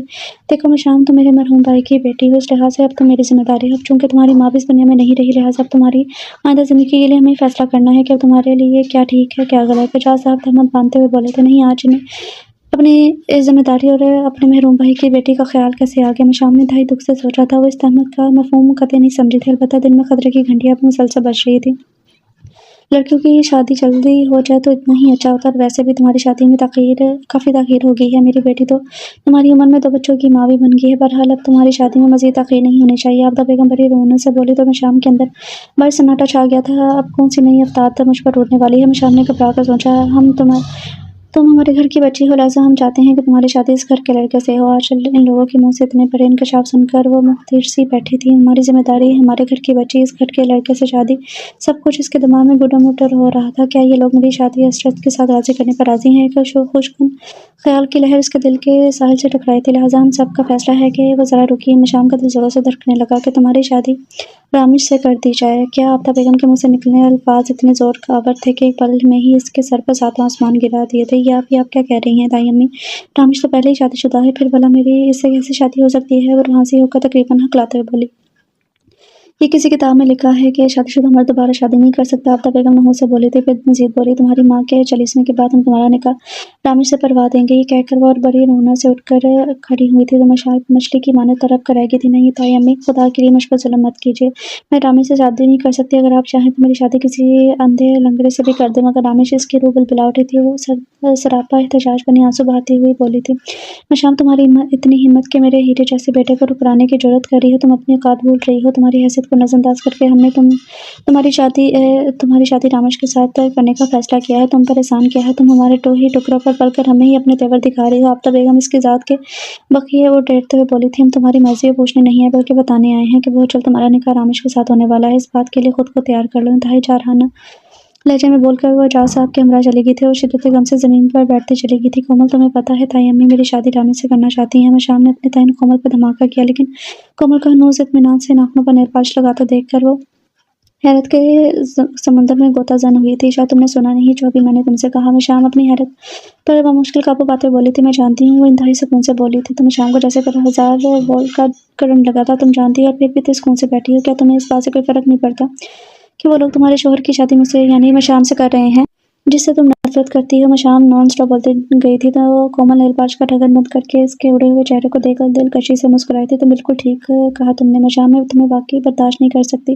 कच्चा के रामिश जो कि मेरा प्यार, मेरा जुनून, मेरी जिंदगी है। कोमल इसकी आंखों के सामने नेल पॉलिश की बोतल लहराते हुए बोली। तो मशाम ने इंतहाई उलझ कर देखा था, लेकिन वो क्या है, मजबूरी में तो कभी कभी कड़वी गोली निकलना ही पड़ती है। कोमल ये कहकर सरप्राइज अंदाज में मुस्कुराई, जबकि मशाम लम्हे के 1000वें हिस्से में इस मजबूरी को समझ गई थी। सारी गुत्थियां पल भर में सुलझ गई थी। मशाम जैसे दर्द और रंज की था गहराई में उतरती चलेगी। मैं सोच भी नहीं सकती थी कि तुम दोनों अपनी खुदगर्जी के हाथों इस हद तक गिर जाओगे कि इंसान तक हिलाने के लायक नहीं रहोगे। वो नफरत से बोली। रामिश, तुम मुझसे एक बार फिर वादा करो। मशाम से तुम सिर्फ अपना मकसद पूरा करोगे। तुम इसे बीवी नहीं बल्कि हम सिर्फ हमारी खुशियों के हसूल का एक जरिया समझोगे, इससे ज़्यादा कुछ और नहीं। कोमल मुस्लिफ होकर बोली तो रामिश ने अपनी बाहों में भर लिया था। कोमल जान, तुम क्यों बेकार के वसवसे ख़दशात को अपने दिल में जगह देती हो? मैं तुम्हारी कसम खा के कहता हूँ, मुझे मशाम में कोई दिलचस्पी नहीं है। मैं तो बस अम्मी और तुम्हारी खातिर मशाम के नाम का तोत अपने गले में डाल रहा हूँ। वैसे भरपूर तसल्ली देते हुए बोला तो कोमल ने मुतमिन होकर आंखें मूंद ली थी। वो ये बात अच्छी तरह से जानती थी कि इसके बांझ होने की खबर के बाद ताई अम्मी रामिश की शादी ज़रूर करेंगी, क्योंकि रामिश इनका इकलौता बेटा है। कोमल को रामिश पर भरोसा था, लेकिन हालात पर नहीं। और हालात यही बता रहे थे कि ताई अम्मी रामिश की दूसरी शादी के बारे में संजीदगी से सोच रही हैं, जबकि इसे किसी कीमत पर रामिश की दूसरी शादी मंजूर ना थी। फिर इसके जहन में एक आइडिया आया कि अगर रामिश किसी लड़की को अपनी बीवी कबूल किए बगैर ही ताई अम्मी की खुशी पूरी कर दे तो सब कुछ ठीक हो जाएगा। फिर से मुसर्रत इन बसात से लबरेज ज़िंदगी गुजार सकती है। और फिर इसके जहन में एकदम मशाम का ख्याल आया था, जैसे रामिश कभी भी अपने दिल में बीवी का दर्जा नहीं दे सकता। और फिर इस ऐसी सूरत हाल में जब मशाम रामिश की औलाद को जन्म देगी तो वो बच्चा सिर्फ कोमल और रामिश की औलाद कहलाएगा। और फिर बाद में मशाम के नाम का कांटा वो दोनों अपनी ज़िंदगी से हमेशा के लिए निकाल फेंकेंगे। ये तजवीज़ इसने ताई अम्मी रामिश और अपनी अम्मी के सामने रखी। ताई अम्मी और रामिश से मान की, मगर फायका बेगम कुछ परेशान थी। मेरे ख्याल में कोमल या मशाम के साथ बहुत बड़ी नाइंसाफ़ी होगी। एक माँ से इसकी औलाद छीनना बहुत बड़ा गुनाह है बेटी, ये ठीक नहीं होगा। निशानी की आज पहली बार इनके दिल में खौफ खुदा जागा था। सो अपनी ज़िद्दी बेटी को संभल से बाज रखना चाहा। और फोमी, आप क्या तक ये नुसी बातें लेकर बैठ गई हैं? प्लीज़ आप अगर मेरा साथ नहीं देना चाहती तो कम से कम खामोश रहें। कोमल काफ़ी बदतमीज़ी से बोली, जिस पर फाका बेगम गुस्से से वहाँ से उठ गई थी। आशाद बेगम का चालीसा भी हो गया। इस दिन के बाद से हयात विला की तरफ से बिल्कुल खामोशी थी। वो यही खामोशी में शाम को अंदर ही अंदर डरा रही थी। इसने कई बार यहाँ से भाग जाने का सोचा, लेकिन फिर अखबारात में आए दिन से भागने वाली लड़कियों के साथ होने वाले वाक़यात को याद करके इसकी हिम्मतें पस्त हो जाती थी। वैसे भी ये अंदर से कुछ बुज़दिल और डरपोक सी थी। इसने 2 मरतबा अशरद के दिए हुए नंबर पर राब्ता करने की कोशिश की, लेकिन वहाँ से भी कोई जवाब ना आया था। बस इंगेज की टोन सुनाई देती थी। वो एक बेबस पंछी की मानों पिंजरे में फड़फड़ा रही थी। दिन का चैन, रातों की नींदें उड़ा रही थी। पहले दिन में इसके लिए आसमान कब थी अस पहली ज़िंदगी इसके लिए आसान कब थी, पर अब तो लगता था जैसे वो किसी ज़िंदान में कैद कर दी गई हो, जहाँ ना रोशनी का कोई रास्ता था, ना ही कोई राह-गुज़र।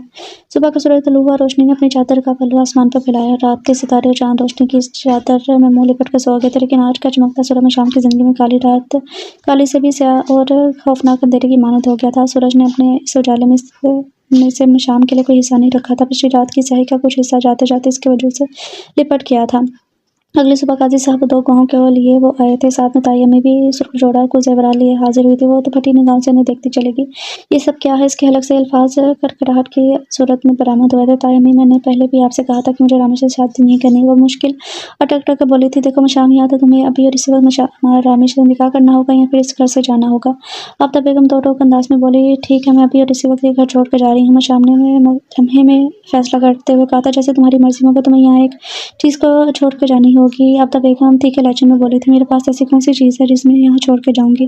वो इंतहाई चुभते हुए लहजे में आफ़ताब बेगम को देखकर गोया हुई थी, और इसके जवाब में आफ़ताब बेगम ने जो कुछ कहा, इसे सुनकर मशाम का सा लगा जिसे गरम-गरम तारकोल इसकी समात में डाल दिया गया हो। तुम्हें अपनी वालिदियत यहीं छोड़कर जाना होगी। हम लोगों से कह देंगे कि तुम अयाज़ की बेटी नहीं बल्कि राहत की बदचलनी का नतीजा हो। बस कर दे ताई अम्मी। दर्द की शिद्दत से वो बिलबिला उठी थी। खुदा के वास्ते मेरी फरिश्ता सिर्फ माँ पर इतनी बड़ी तोहमत मत लगाएं कि आसमान फट पड़े। वो गुस्से और रंज से कांपती हुई आवाज़ में बोली। फिर थोड़ी ही देर बाद इसने अपने आप को ही कहते सुना था कि आप लोग जैसा चाहते हैं वैसा ही होगा।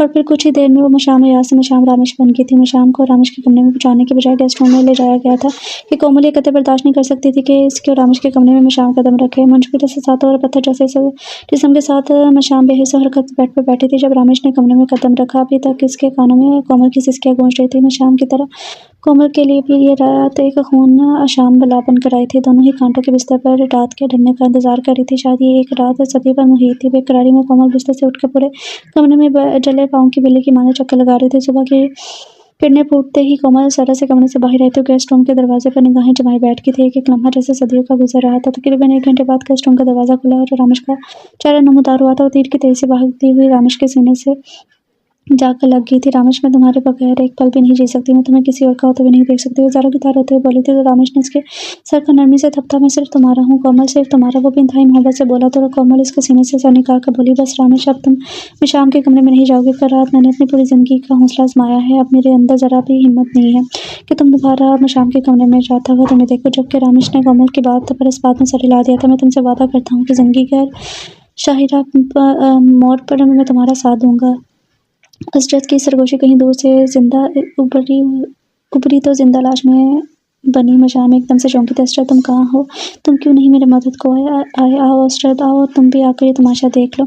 अशरद, आज वो बहादुर बाहिम्मत लड़की खाक हो गई है। इसकी रूह छलनी हो गई है। इसकी नस्वानियत, इसका पानदार, इसका गरूर, सब कुछ खत्म हो गया है। सब कुछ अब उसे कहकर फूट फूट कर रोती थी। और फिर कुदरत ने इसकी कोख में अपनी वो अनमोल कीमती नेमत डाल दी थी जिससे कोमल को महरूम रखा गया था। सारे घर वाले खुसूसन कोमल इसका बहुत ख्याल रख रही थी।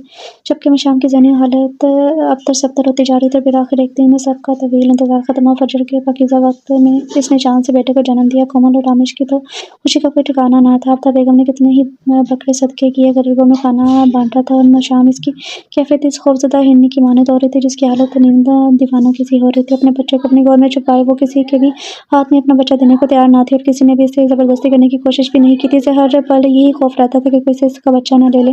तीसरे दिन रामेश बिना कोई आवाज़ पैदा किए कमरे में आया। बच्चा मशाम के पहलों में फरिश्तों की नींद सो रहा था। मशाम जिसके चेहरे पर ममता की आबशारें बह रही थी, जो इसे इंतहाई हसीन और पाकीज़ा सा बना गई थी। आंखों में ढेरों प्यार समाये अपने बच्चे को एक यकटक देखते जा रही थी। इसी पर रामेश के अंदर एक एहसास ने सर उभारा था, न दामद का एहसास या फिर हमदर्दी का। वो इस एहसास को समझ ना पा सका। फिर सर झटककर मशाम के पास आया तो एकदम से मशाम चौंकी थी। रामेश को अपने करीब देखकर इसने सर से बच्चे को झपट के अपनी गोद में ले लिया था। क्यों आए हो तुम यहाँ? प्लीज़ यहाँ से चले जाओ। मशाम ने पहले गुस्से से पहले चाचा से कहा तो रामेश ने खामोशी से कोट की जेब से एक खाकी लिफाफा निकाल के इसके तकिए पर धरा स्पाट लहजे में बोला था, ये लिफाफा तुम्हारे लिए है। अब तुम मेरे तरफ से आज़ाद हो, जहाँ जाना चाहो जा सकती हो। फिर इसने थोड़ी सी मशक्कत करके बच्चे को मशाम के शिकंजे से निकाल कर ये जा वो जा रामेश, मेरा बच्चा मुझे दे दो, खुदा के वास्ते मुझे मुझे दे दो। मैं शाम रोते चिल्लाते हुए इसके पीछे सर से भागी, लेकिन वो तो कब का जा चुका था। मैं शाम पागलों की तरह चीख कर एक बुरी नर्स की जानिब बढ़ने लगी थी। अशर का अशर का अकीका बड़ी धूमधाम से किया गया था। आज अशर पूरे एक माह का हो गया था। हयात वेला में खुशियों और रंगों के जैसे काफिले उतर आए थे। अशर कभी किसी की गोद में तो कभी किसी और की गोद में नजर आता। खानदान वालों को बताया गया कि मशाम जायदाद में से अपना हिस्सा लेकर खुद ही चली गई है। हंसती मुस्कुराती कह लगाती महफिल के खत्म होने के बाद रात के तीसरे पहर में ही अचानक ही असरत की आमद हुई थी। महफिल खत्म हुए महज 2 घंटे हो गए थे। चौकीदार ने गेट खोला और जो ही वो अंदर आया था, रूम में पड़ी कुर्सी और मेजों को देखकर वो वाज़ेह तौर पर चौंका। फिर इसने एन किसी की जानिब निगाहें दौड़ाई जो इस वक्त मुकम्मल तौर पर तारीकी में डूबी हुई थी। रहीम खान, आज घर में तकरीब हुई है क्या? जिसने चौकीदार से इस्तफसार किया। जी साहब, आज छोटे बाबा का अकीका था। चौकीदार के जवाब पर वो महती सा रह गया था। कौन छोटे बाबा? वो लश्कर बोला था। वो जी, रामेश बाबा का बेटा। चौकीदार अपने महसूस लहजे में बोला, जबकि ये सुनकर वो जहाँ का था वहाँ रह गया। तो क्या रामेश ने दूसरी शादी कर ली? वो होनक बना उससे बोला था। चौकीदार से मजीद कुछ पूछना से मुनासिब नहीं लगा, लिहाजा वो सर झुक आगे बढ़ा। नींद में झूमती हुई शरफों पर बच्ची ने दरवाज़ा खोला तो इसके सलाम का जवाब देकर सीधा गेस्ट रूम की जानिब बढ़ा और जो ही अंदर कदम रखा, मानो सी खुशबू ने उसके वजूद को अपने लिपट में ले लिया। वो बेतहाशा मुसरिफ हो गया था। इसका दिल चाहा भी और इसी वक्त ने वो एनकेसी में जाकर मशाम का हालचाल पूछा, लेकिन ये वक्त मुनासिब ना था। न जाने क्यों कमरे के एक ऐसे से मशाम की खुशबू फूटती महसूस हो रही थी। वो रात इसने बड़ी बेचैनी से काटी थी।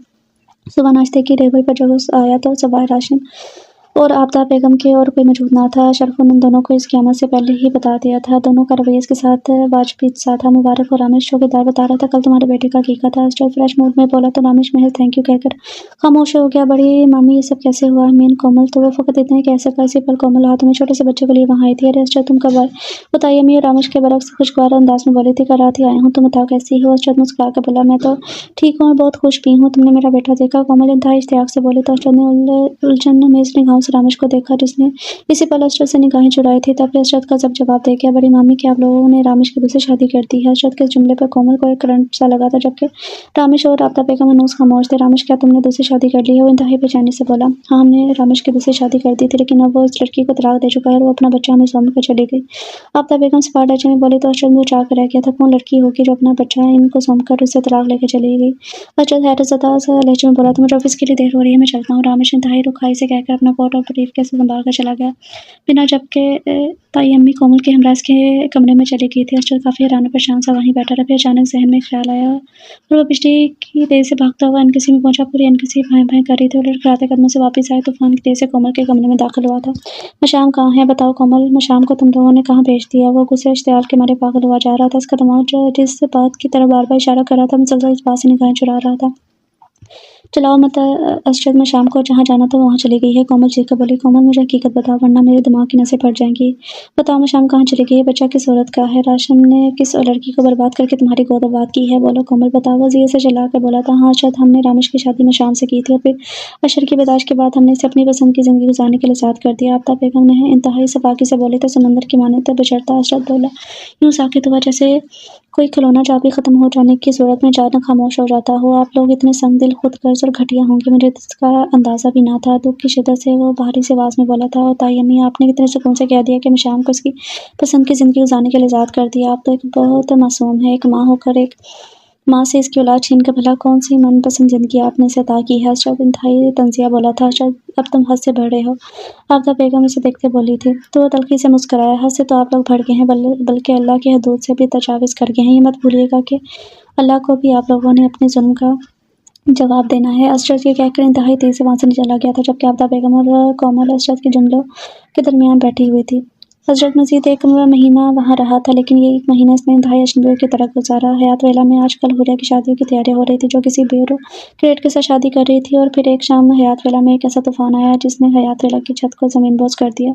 कोमल अशर को नहाने के बाद इसे लौटाकर खुद नहाने चली गई थी। जब कोर्ट तकरीबन आधे घंटे बाद वो बाथरूम से निकली तो अशर कार से गायब था। कोमल को अपने पैरों तले ज़मीन निकलती महसूस हुई। अगले पल वो कमरे से भागी। जहन में ख्याल आया कि शायद घर का कोई फर्द इसे उठा कर ले गया हो। यही हकीकत भी थी।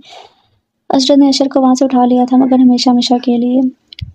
डॉक्टर तैमूर, मिस्टर रामेश हयात आए हैं, क्या मैं इन्हें अंदर भेज दूँ? इसकी सेक्रेटरी ने इंटरकॉम पर इसे इत्तला दी तो उजरत में अपने फाइल वगैरह समेटते हुए तैमूर एक पल के लिए खौफजदा सा हो गया था। फिर कुछ सोचते हुए बोला था, ओके, इन्हें अंदर भेज दो। I am sorry doctor Taimur, मैं आज बिना अपॉइंटमेंट के यहाँ आ गया। रामेश हयात कमरे में दाखिल होते माजूर ख्वाह अंदाज में बोला था, ओके, इट्स ओके। सर बताइए कैसे आना हुआ? तैमूर ने अपने महसूस पेशेवराना अंदाज में बोलते हुए उसे कुर्सी पर बैठने का इशारा किया। दरअसल कोमल की हालत कल काफ़ी रात बिगड़ गई थी। हमने बड़ी मुश्किलों से इसे संभाला है। रामेश इंतहाई मुतफक्किराना अंदाज में बोला तो तैमूर किसी गहरी सोच में चला गया था। वो एक काबिल और नामौरूफ न्यूरोसर्जन था।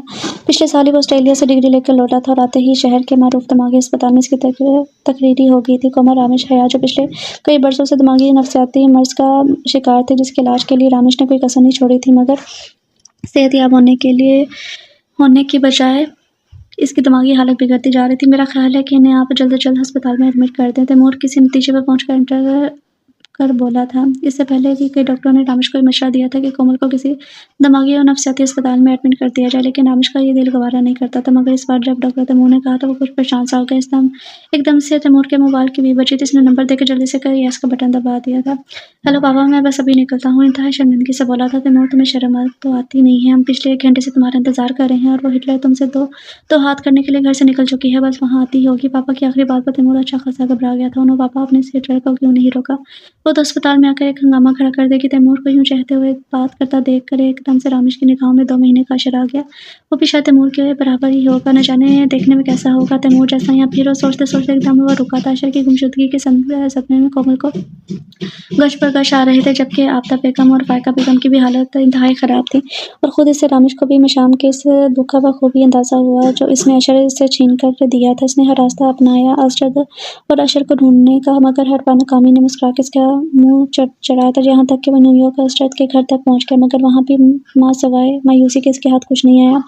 वो अशरत को ढूंढते ढूंढते थक गया था, लेकिन अशरत इसे कहीं नहीं मिला। I am so sorry mister Ramesh, मगर मुझे अभी और इसी वक्त जाना होगा। तैमूर के पास भी वो चौंका हाल में लौटा था। एक्चुअली आज मेरी मम्मी पापा की वेडिंग एनिवर्सरी है। तैमूर खुशगवारी से बोला तो रामेश के दिल में ठंडक से उतर गई थी। इसके लहू में न जाने कितने अरसे से दौड़ता इज़राब इस पल सुकून में बदल गया था। और जब वो बात करते करते मुँह चुकाता तो किसी भूली बसरी लड़की की याद उजागर कर देता। मेरी तरफ से भी इन्हें मुबारकबाद दीजिएगा, रामेश नरमी से बोला। कि मज़ीद गोया हुआ था, बेटा तुम्हारे वालिदैन शायद इस दुनिया के सबसे ज़्यादा खुशनसीब वालिदैन है जिसका तुम बेटा हो।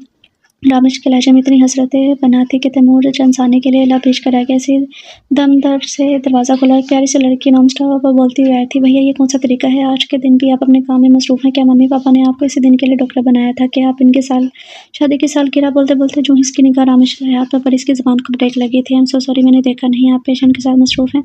और वो लड़की थोड़ा खफीफ होकर मुतवाना अंदाज में बोली थी। रामेश इसे बेहद दिलचस्प निगाहों से देख रहा था। किंजा ये पेशेंट ही मेरे पेशेंट के हस्बैंड है। तैमूर ने वजाहत की। फिर रामेश की जानिब मुतवज्जा होकर बोला, ये मेरी छोटी बहन है किंजा, जो बोलती पहले है और सोचती बाद में है। तैमूर प्यार से इसके सर पर एक चपड़ लगाते हुए बोला तो किंजा बुरा माने बगैर मुस्कुरा दी थी। ओके डॉक्टर, आप लोग जाकर सेलिब्रेट करें, मैं फिर किसी वक्त आ जाऊँगा ये कहकर रामेश कुर्सी से उठ गया था। दरवाजे की जानिब बढ़ा, जबकि तैमूर ने इस शिकस्ता शख्स के बोझल कदमों को बगौर देखा था। तुम मुझसे जीत नहीं सकती मशाम, सुना तुमने? तुम मुझसे जीत नहीं सकती। मैं किसी का भी शिकस्त नहीं खाऊंगी। आज फिर कोमल को दौरा पड़ा था। तैमूर ने बड़ी मुश्किल से काबू करके नींद और सुकून का इंजेक्शन लगाया था। मिस्टर रामेश, जितना जल्दी हो सके आप इन्हें अस्पताल में एडमिट करवा दीजिए, इनकी दिमागी हालत नाजुक है। तैमूर धीमी आवाज़ में बोला, जबकि फायका बेगम कोमल के सामने बैठे आंसू बहा रही थी। बेटी की इस हालत ने जीते जी मार डाला था। आप जल्दी फैसला कीजिए, मैं फ़िलहाल चलता हूँ। तैमूर को जल्दी हयात वेला में आकर सख्त वहशत होती थी। वो जल्द अज जल्द यहाँ से जाना चाहता था। रामेश साहब, मशाम साहबा से बेइंतहा नफरत और शिकस्त के एहसास ने आपकी वाइफ को इस हाल तक पहुंचा दिया है। हयात वेला से बाहर निकलते वक्त तैमूर इंतहाई तासुब से बोला। वो कोमल की केस हिस्ट्री से बखूबी वाकिफ था, जबकि रामेश कहीं खो गया था। नफरत में शिद्दत और मोहब्बत में शिद्दत, दोनों ही चीज़ें हमारे लिए बेहद नुकसानदेह हैं। चलता हूँ मैं, ये कहकर तैमूर तो चला गया, लेकिन रामेश वहीं का वहीं रह गया था। ठीक कहा तैमूर ने, ये शिद्दतें ही हमें कहीं का नहीं छोड़ती। मैं कोमल की मोहब्बत की शिद्दत में मशाम से ज़्यादतियाँ करता चला गया और आज हर रिश्ते से हाथ धो बैठा हूँ। और वो कोमल जो मशाम की नफरत की शिद्दत में आज अपने होशो हवास से बेगाना होकर अपनी ज़ात में तन्हा और वीरान हो गई है। रामेश खुद से बोलता चला गया, सर एक मरीज़ को देखने वार्ड में गए हैं, आप प्लीज़ इनके रूम में इंतज़ार करें। तैमूर की सेक्रेटरी कहने पर रामेश इसके कमरे की तरफ आकर इसका इंतज़ार करने लगा। जब इसे अपने अकब से दरवाज़ा खोलने की आवाज़ आई, समझा तैमूर आ गया। इसने मुस्कुरा कर बैठे बैठे गर्दन मोड़ कर देखा तो जैसे पत्थर का हो गया, जबकि मुकाबिल वाला इंतहाई इत्मीनान से सुकून से इसकी जानिब देखता रहा। फिर एकदम से रामेश का सख्ता टूटा। वो सरह से उठकर चील के मानद इस पर झपटा था। अर्शद, तुम मेरे पे बच्चा लेकर कहाँ चले गए थे? बताओ कहाँ है मेरा बच्चा? मेरा अर्शद, तुम इतने जलील और घटिया इंसान निकलोगे, मैंने कभी सोचा भी नहीं था। रामेश इसका गिरबान पकड़ के इंतहाई मुश्तिल होकर बोला तो अर्शद ने इंतहाई तनफर से इसके हाथों को झटक कर अपना गिरबान छुड़ाया था। मैं तुमसे जिसे तुम यूँ चला-चला कर अपना बच्चा कह रहे हो, वो तुम्हारा नहीं बल्कि मशाम का बच्चा था, और अगर तुम्हारे कहने से मैं ज़लील और घटिया इंसान हो भी गया तो ज़रा अपने गिरेबान में झाँक कर देखो, तुम तो इंसान तक कहलाने के लायक नहीं हो। असजद हकारत अंगेज़ लहजे में बोला था तो एकदम से रामेश भरभरी रेत की दीवार की मानद ढेर सा हो गया था, जबकि असजद सुकून से तैमूर की कुर्सी पर जाकर बैठ गया था। असजद, प्लीज़ मुझे बताओ, मशाम और अशर कहाँ हैं? मैं इनसे मिलना चाहता हूँ, इनसे बात करना चाहता हूँ। राशन का सारा तनतना लम्हा भर में रफू चक्कर हो गया था। आवाज़ में न कहा तो लहजे में कमज़ोरी थी। क्यों तुम इस लड़की से मिलना चाहते हो जिसको तुमने अपनी मोहब्बत का फ़रेब दिया, फिर इसे एक बेजान चीज़ समझ कर इसे शादी और फिर औलाद होने के बाद इसके जिगर का टुकड़ा उठाकर इसे तलाक दे दी और वहीं अस्पताल में मरने के लिए छोड़ दिया। फिर तुम कौन सी तकलीफ़, कौन सा दर्द इसे देना चाहते हो? क्या अब भी दिल नहीं भरा तुम्हारा? इसे सताकर अशरफ ज़ोर से धरा था। मैं शाम के पैरों में गिर के इसे माफ़ी माँगना चाहता हूँ अशरफ, वो इंतहाई नदामत से बोला था। तैमूर बेटा, मैं शाम ने खाने पर तुम्हारे लिए कोई ख़ास डिश बनाई है। मुझसे कहा था कि तुम्हें ऑफ़िस से वापसी पर लेता हूँ। अशरफ रामेश की बात यकदम नज़रअंदाज करके तैमूर से बोला, जो न जाने कब से वहाँ खामोश खड़ा था। रामेश के दरवाज़े पर पुश्त होने की वजह से वो उसे अंदर आते नहीं देख सका। मशाम, तैमूर, रामेश हक्का-बक्का सा जैसे सहरा में खड़ा रह गया था। तो उसका मतलब तैमूर ही अशर है। वो ज़हरीला बड़बड़ाया, फिर वो पलटा और तेज़ से आगे बढ़कर तैमूर को बींच लिया था। खुद मैं बींच लिया था। अशर मेरे बेटे, मैं तुम्हारी याद में हर पल तड़पा हूँ, तुम्हारी जुदाई की आग में लम्हा-लम्हा से लगा हूँ। तो कहाँ चला गया था मेरे बेटे? रामेश ज़ारों की तार होते हुए कह रहा था, जबकि तैमूर साकित उस पार खड़ा था। माफ़ कीजिएगा मिस्टर रामेश, मैं आपका अशर नहीं बल्कि तैमूर असरद अली हूँ। असरद अली और मशाम अहमद असरद का बेटा। वह इंतहाई जज्बात से आरी लहजे में बोला, तेज़ी से बाहर निकलता चला गया। अशर रामेश तड़प कर रह गया था और कुर्सी पर गिरकर फूट-फूट कर रोने लगा। असरद ने एक मुतअस्सिफ़ाना निकास पर डाली और कमरे से बाहर चला गया। कल रात कोमल दमा की शराने पर जाने की वजह से इंतकाल कर गई थी। कोमल की मैयत पर असरद और तैमूर के साथ मशाम भी आज 26 साल बाद हयात वेला आई थी। तो वेला किसी वीरान और वहशतनाक शमशाद घाट का मंजर पेश कर रहा था। वही हयात वेला जो पहले खुशियों का घर हुआ करता था, जहाँ हमेशा शोख व बुलंद कह गूंजा करते थे, आज किसी शिकस्ता हुर्दा जनरल की तरह मायूसी से सर झुकाए लुटा-लुटा सा खड़ा था। मशाम फ़ाइका चाची को देखकर इसके तरफ आई थी। वही फ़ाइका चाची जिन्हें हमेशा अपनी स्किन, अपने सरापे और अपने लिबास की फ़िक्र लगी रहती थी। पुचके हुए गाल, झुर्रियों-ज़दा चेहरा और लाकर सा जिस्म लिए इसके सामने थी। वो मशाम को गले से लगाकर बिलख-बिलख कर रोई। उन्हें संभालना मुश्किल हो गया था। मशाम, खुदा के लिए मेरी बच्ची को माफ़ कर दो, उसने तुम्हें सताने की पूरी उम्र सज़ा झेली है। बस वो लजाजत से इसके हाथ थाम कर बोली थी। तो मशाम तड़प उठी थी। चाची, मैं कोमल को कब का माफ़ कर चुकी हूँ, आप प्लीज़ अपने आप को संभालें, मशाम रोते हुए बोली थी। मशाम बेटी, जो सलूक हम लोगों ने तुम्हारे साथ रवा रखा वो माफ़ी के लायक तो नहीं, लेकिन बेटा फिर भी हम तुमसे माफ़ी चाहते हैं। आफ्ताब चाचा गुलगुले लहजे में बोले थे, सब कुछ भूल जाएं चाचा जान, वो सब बातें किस्सा पारीना हो गई हैं। मैं तो सबको माफ़ कर चुकी हूँ। मशाम इंतहाई ज़ब्त से बोली तो आफ्ताब साहब ने अपनी इस आला ज़र्फ़ भतीजी को शायद पहली बार अपने सीने से लगाया, फुट-फुट कर रो दिए थे। कोमल को इसकी आखिरी आरामगाह पहुँचाने के बाद इन लोगों ने इजाज़त चाही थी। राशिद उनसे मन्नत भरी लहजे में बोला था, प्लीज़ तुम लोग थोड़ी देर के लिए यहाँ रुक जाओ। बादामी रंग की सादा मगर नफीस सी साड़ी में ग्रेसफुल सी मशाम ने असरद को इस्तफ़ामिया निगाहों से देखा तो असरद ने इस बात में सर हिला दिया कि मामा पापा आप लोग यहीं ठहरे, मैं घर जा रहा हूँ। वैसे भी किन्जा घर पर अकेली है, ये कहकर तैमूर ने जाने के लिए कदम बढ़ाए थे कि रामेश की आवाज़ पर वो एकदम से रुका था। तैमूर बेटा, बस थोड़ी देर के लिए तुम भी रुक जाओ, मैं तुम लोगों का ज़्यादा वक्त नहीं लूँगा। इस वक्त तकरीबन तमाम लोग जा चुके थे, बस फ़ाइका बेगम के मेके की 2-3 ख़वातीन वहाँ पास ठहरी हुई थी, जिन्हें इनकी गोली देकर सुला दिया गया था, जबकि आफ्ताब साहब किसी कमरे में चले गए थे। रामेश इन्हें ड्राइंग रूम में ले आया था। रामेश घर के बाकी अफराद नजर नहीं आ रहे। असरद ने मशाम के दिल में कब से मचलता हुआ सवाल पूछ डाला था, जबकि रामेश असरद की बात पर महज एक गहरी सांस भरकर रह गया था। तायापुर ताई अम्मी की मौत हो चुकी है और पूरी आज कनाडा में है, रामेश मुख्तसर बोला। और असरद को ये सुनकर अफसोस हुआ था। फिर रामेश की दिगरगो हालत पर एक हमदर्दाना निगाह डालकर धीरे से बोला, मैं जानता हूँ रामेश कि तुम्हारे ज़हन में मुझे देखकर बहुत से सवालात हैं। आज मैं तुम्हें इन तमाम सवालात का जवाब देता हूँ। असरद चंद सानिये रुका, फिर गोया हुआ था। जब मुझे पता चला कि तुम लोगों ने मशाम के साथ इतना बदतरीन सलूक किया है तो मैं गुस्से से पागल हो गया था। मैं सीधा अस्पताल पहुंचा, जहाँ तुम मशाम को बेयारो मददगार छोड़ आए थे। वहाँ से मुझे मालूम हुआ कि एक बूढ़ी नर्सिस अपने घर ले गई थी। मैं किसी तरह इसके घर पहुंचा। वहाँ जाकर मशाम की जो हालत देखी, दिल चाह गया। पिस्तौल की 6 की 6 गोलियां तुम्हारे सीने में दाग दी। मशाम सदमे और रंज से सख्त बीमार हो गई थी। मैंने इसे फ़ौरन अस्पताल में एडमिट करवाया। फिर तकरीबन 1 हफ्ते बाद इसकी हालत कुछ बेहतर हुई।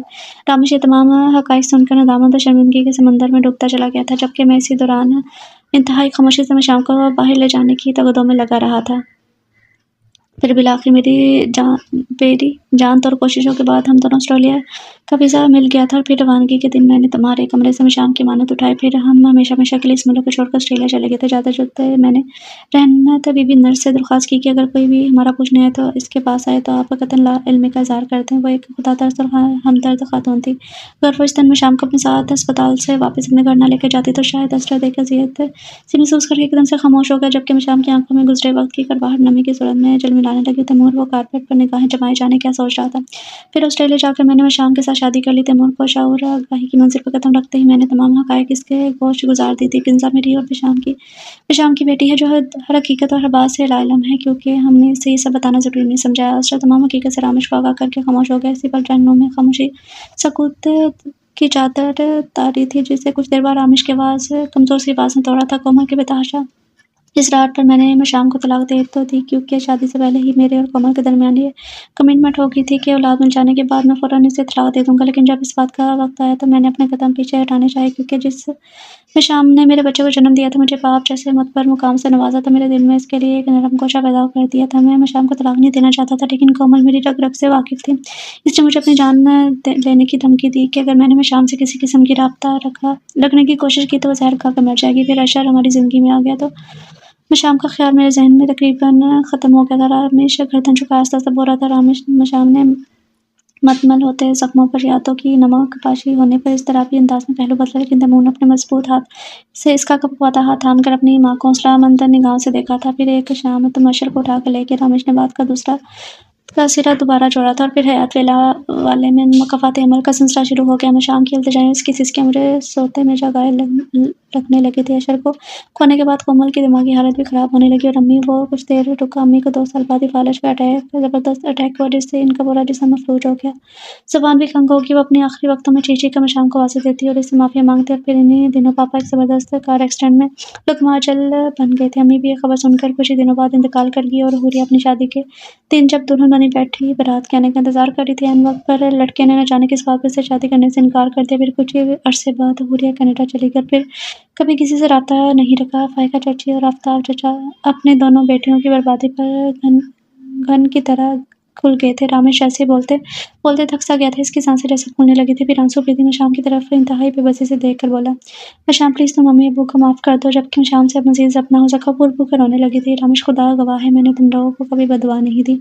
हसरत मेरी ज़ख्म खोलता और अपनी मौत आप मरती ज़िंदगी में एक मसीहा बनकर आया था, जिसने मेरे ज़हम पर अपनी मोहब्बत और चाहत और ख़ुलूस के फाहे रखे, मुझे फिर से दोबारा ज़िंदगी की तरफ लौटा दिया। ऐसी ज़िंदगी जहाँ खुशियाँ और मसरतों के फूल खिलते हैं। अपनी तवज्जो अपनाई से मेरी तशना रूह को सैराब कर दिया। और फिर मेरा बेटा तैमूर, मैं शाम ने तैमूर को मोहब्बत और ममता लुटाती निगाहों से देखा, जिसने मेरी जलती तड़पती ममता को अपने वजूद की ठंडक से शांत कर दिया। मेरी बेटी किंजा ने भी फिर जन्म लिया और जिन महरूमियों का मैं शिकार हुई थी, इन तमाम महरूमी का ज़ाला हमने इसको ज़िंदगी की हर खुशी देकर गया था। पहले भी मैंने सोचा कि ज़िंदगी की किसी मोड़ पर तकदीर ने तुम्हारा मुझसे सामना करवाया तो मैं तुमसे नफ़रत से मुँह फेर लूँगी और तुम्हें कभी माफ़ नहीं करूँगी। लेकिन अशरत और मेरे बेटे ने मुझे अपनी ज़ात का एतमाद बख्शा और रामिश हयात, मैं तुम्हें अपनी ममता के सदके माफ़ करती हूँ। ठहर कर बोले। इससे रामिश को लगा जैसे वो तगो तारीख सी कब्र जिसमें वो न जाने कब से बंद था, आज बाहर निकला था, लेकिन एक बाँस दिल में अभी भी चुभी हुई थी।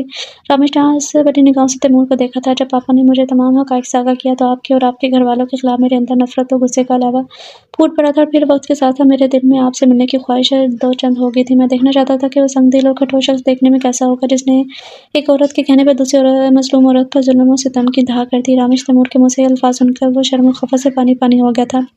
फिर मैं ही मम्मी पापा को यहाँ पाकिस्तान इसरा करके लाया और सो इत्तेफ़ाक़ आप खुद ही मेरे पास अपनी बीवी की लाश के लिए आए गए थे। मैं पहले दिन ही आपका नाम और आपकी बीवी की केस हिस्ट्री जानकर आपको पहचान गया था। इससे मुझे कोमल रामिश से बेइंतहा नफ़रत महसूस हुई थी, लेकिन फिर भी मेरी नफ़रत पर पेशे का फ़र्ज़ और मेरे वालिदैन की तरबियत गालिब आ गई। मैंने इसी दिन मामा पापा को आपके मुतालिक बता दिया और इन दोनों ने मुझसे यही कहा कि मैं कोमल और रामिश का इलाज मुकम्मल दयानतदारी और ख़ुलूस और तनदही से कर दूँ, और बाख़ुदा मैंने ऐसा ही किया। ये हकीकत है कि बेशक आप मेरे जन्म का सबब बने, लेकिन मैं इस बात पर फ़ख्र महसूस करता हूँ कि मैं अशरत अली जैसे अज़ीम और बेहतरीन इंसान के ज़ेरे साया रहा और वही मेरे लिए मेरे हकीकी बाप हैं। बोलते-बोलते तैमूर की आवाज़ जज़्बात की शिद्दत से भारी हो गई थी। बेशक तुम्हारे वालिदैन बहुत अज़ीम इंसान है, लेकिन बेटा अगर तुम भी मुझे माफ़ कर दो तो रामिश धीरे से बोला, जबकि तैमूर इसका जुमला दरमियान में ही टोक दिया था, प्लीज़ मुझसे माफ़ी मत मांगे। जब मेरी माँ ने आपको माफ़ कर दिया तो मैं कौन होता हूँ आपको माफ़ ना करने वाला। रामेश ये सुनकर खुशी और इन पर साथ से खड़ा हो गया था। फिर अगले ही पल तैमूर को अपने गले से लगा लिया। मंजर देखकर अशरत और मशाम धीरे से मुस्कुराती। फिर रामेश ने मशाम और तैमूर की जायदाद के कागजात से थमा दिए थे,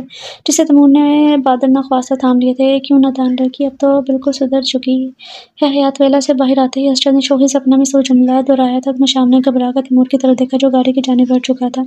ओफो अशरत, कुछ तो शर्म करे, अब मैं लड़की नहीं रही बल्कि कुछ अरसे में सास बनने वाली हूँ। मशाम छप कर बोली थी। भाई तुम चाहे नानी दादी बन जाओ, मेरे लिए तो नादान लड़की ही रहोगी। अशरत लहजे में प्यार समोके से मोहब्बत भरी निगाहों से देखते हुए बोला तो मशाम भी इसे देखकर मुस्कुरा दी थी। शाहिरा जिंदगी में अब कोई अंधेरे और दुख की परछाई मशाम के ताक़ुब में नहीं थी, बस अब हर तरफ उजाला ही उजाला था। सो एडिटर्स, ये था नॉवल हो गया ख़त्म। और पिछले कुछ दिनों से जो मैं नावल रीड कर रही थी वो थोड़े मतलब होती उसकी लास्ट जो थी वो हैप्पी एंडिंग होती थी, लेकिन फिर भी वो जब इंसान पढ़ता है ना तो वो उन नॉवल को पढ़ के गुस्सा आता है। और काफ़ी रीडर्स ने मुझे कहा कि आप इस तरह के नॉवल अपलोड करें जो हैप्पी एंडिंग हो, जो अच्छे हों। तो ये वाला नॉवल उस तरह का है, मतलब हैप्पी एंडिंग है। अब इससे ज़्यादा आप लोग अगर चाहते हैं कि बिल्कुल ही हैप्पी एंडिंग हो, दरमियान में भी हैप्पी हो, स्टार्ट में भी हैप्पी हो, तो इस तरह का नॉवल तो कोई नहीं होता ना, और ज़िंदगी में भी ऐसी चीज़ें नहीं होती। तो आप लोग बताइए क्या। मुझे तो ये नावल बहुत अच्छा लगा, यानी कि मुझे इस नावल ने सैटिस्फाई किया, बल्कि बहुत अच्छा हुआ है कि राशिम के साथ बहुत अच्छा हुआ, कोमल के साथ बहुत अच्छा हुआ, कोमल के माँ बाप के साथ बहुत अच्छा हुआ, हरे के साथ बहुत अच्छा हुआ, हुरिया के साथ भी बहुत अच्छा हुआ। जो किसी यतीम के साथ, ये तो अल्लाह ताला ने भी फरमाया कि जो यतीम के साथ बुरा करेगा आखिरत में उसे जवाब देना ही देना है। और इन लोगों ने उसके यतीम के साथ बहुत बुरा किया, यहाँ तक कि रामिश ने भी बहुत बुरा किया। उसे पहले अपने प्यार के जाल में फंसाया, उसके बाद उसे ठुकराया, और कोमल ने तो बहुत ही बुरा किया। और मुझे ये चीज़ समझ नहीं आती कि जब इंसान पावर में होता है ना, जब उसकी एज होती है मतलब 30-40 हो जाती है या 50 तक भी पहुंच जाती है, तो जो बड़े लोग होते हैं अपने आप को बड़ा खुद कर समझ लेते हैं, नाउज़ुबिल्लाह खुद को खुदा समझ लेते हैं। और जो छोटे होते हैं 30-25 साल के, वो भी खुद में गरूर तकब्बुर पैदा करते हैं कि उनके सिवा तो दुनिया में कोई और है ही नहीं, हर चीज़ उनके बलबूते पर ही चलेगी। लेकिन जब वक्त ढलता है ना, क्योंकि वक्त एक सा नहीं रहता, और ये तो दस्तूर है दुनिया का, जो दुनिया में आया है उसने जवान होना है, बच्चे से जवान होना है, फिर बूढ़ा होना है, फिर मर जाना है। और फिर जब वो बूढ़े होने के करीब अपने आखिरी वक्त के करीब आते हैं ना, तब उनको एहसास होना शुरू हो जाता है कि मैं जो कर रहा था वो गलत कर रहा था। लेकिन यकीन करें, मुझे इस नावल ने बहुत ज़्यादा सेटिस्फाई किया। अशरत मेरा फेवरेट कैरेक्टर रहा है। उसने बहुत ज़्यादा मतलब उसने बहुत अच्छा किया। उसने बहुत अच्छा किया कि उसका बेटा लेके वहाँ से चला गया और जाके उनको एहसास हुआ। और ये राइटर ने ये नहीं कर दिया लास्ट पे कि मशाम को रामिश के साथ ही कर दिया और रामिश को एहसास हुआ कि मैंने जो है गलत किया, तो वो उसके साथ ही रहा। ये बहुत अच्छा किया। मुझे तो अशरत की फैमिली बहुत अच्छी लगी, तैमूर का कैरेक्टर बहुत अच्छा लगा। आप लोग ज़रूर बताइएगा कि आप लोगों को ये नावल कैसा लगा, आपने लाज़मी कमेंट में बताना है। और जिसने चैनल को सब्सक्राइब नहीं किया वो सब्सक्राइब भी कर ले, वीडियो को लाइक करें, शेयर करें। तो मिलते हैं कल न्यू नावल के साथ, तब तक के लिए अपना ख्याल रखें, खुश रहें, अल्लाह हाफ़िज़।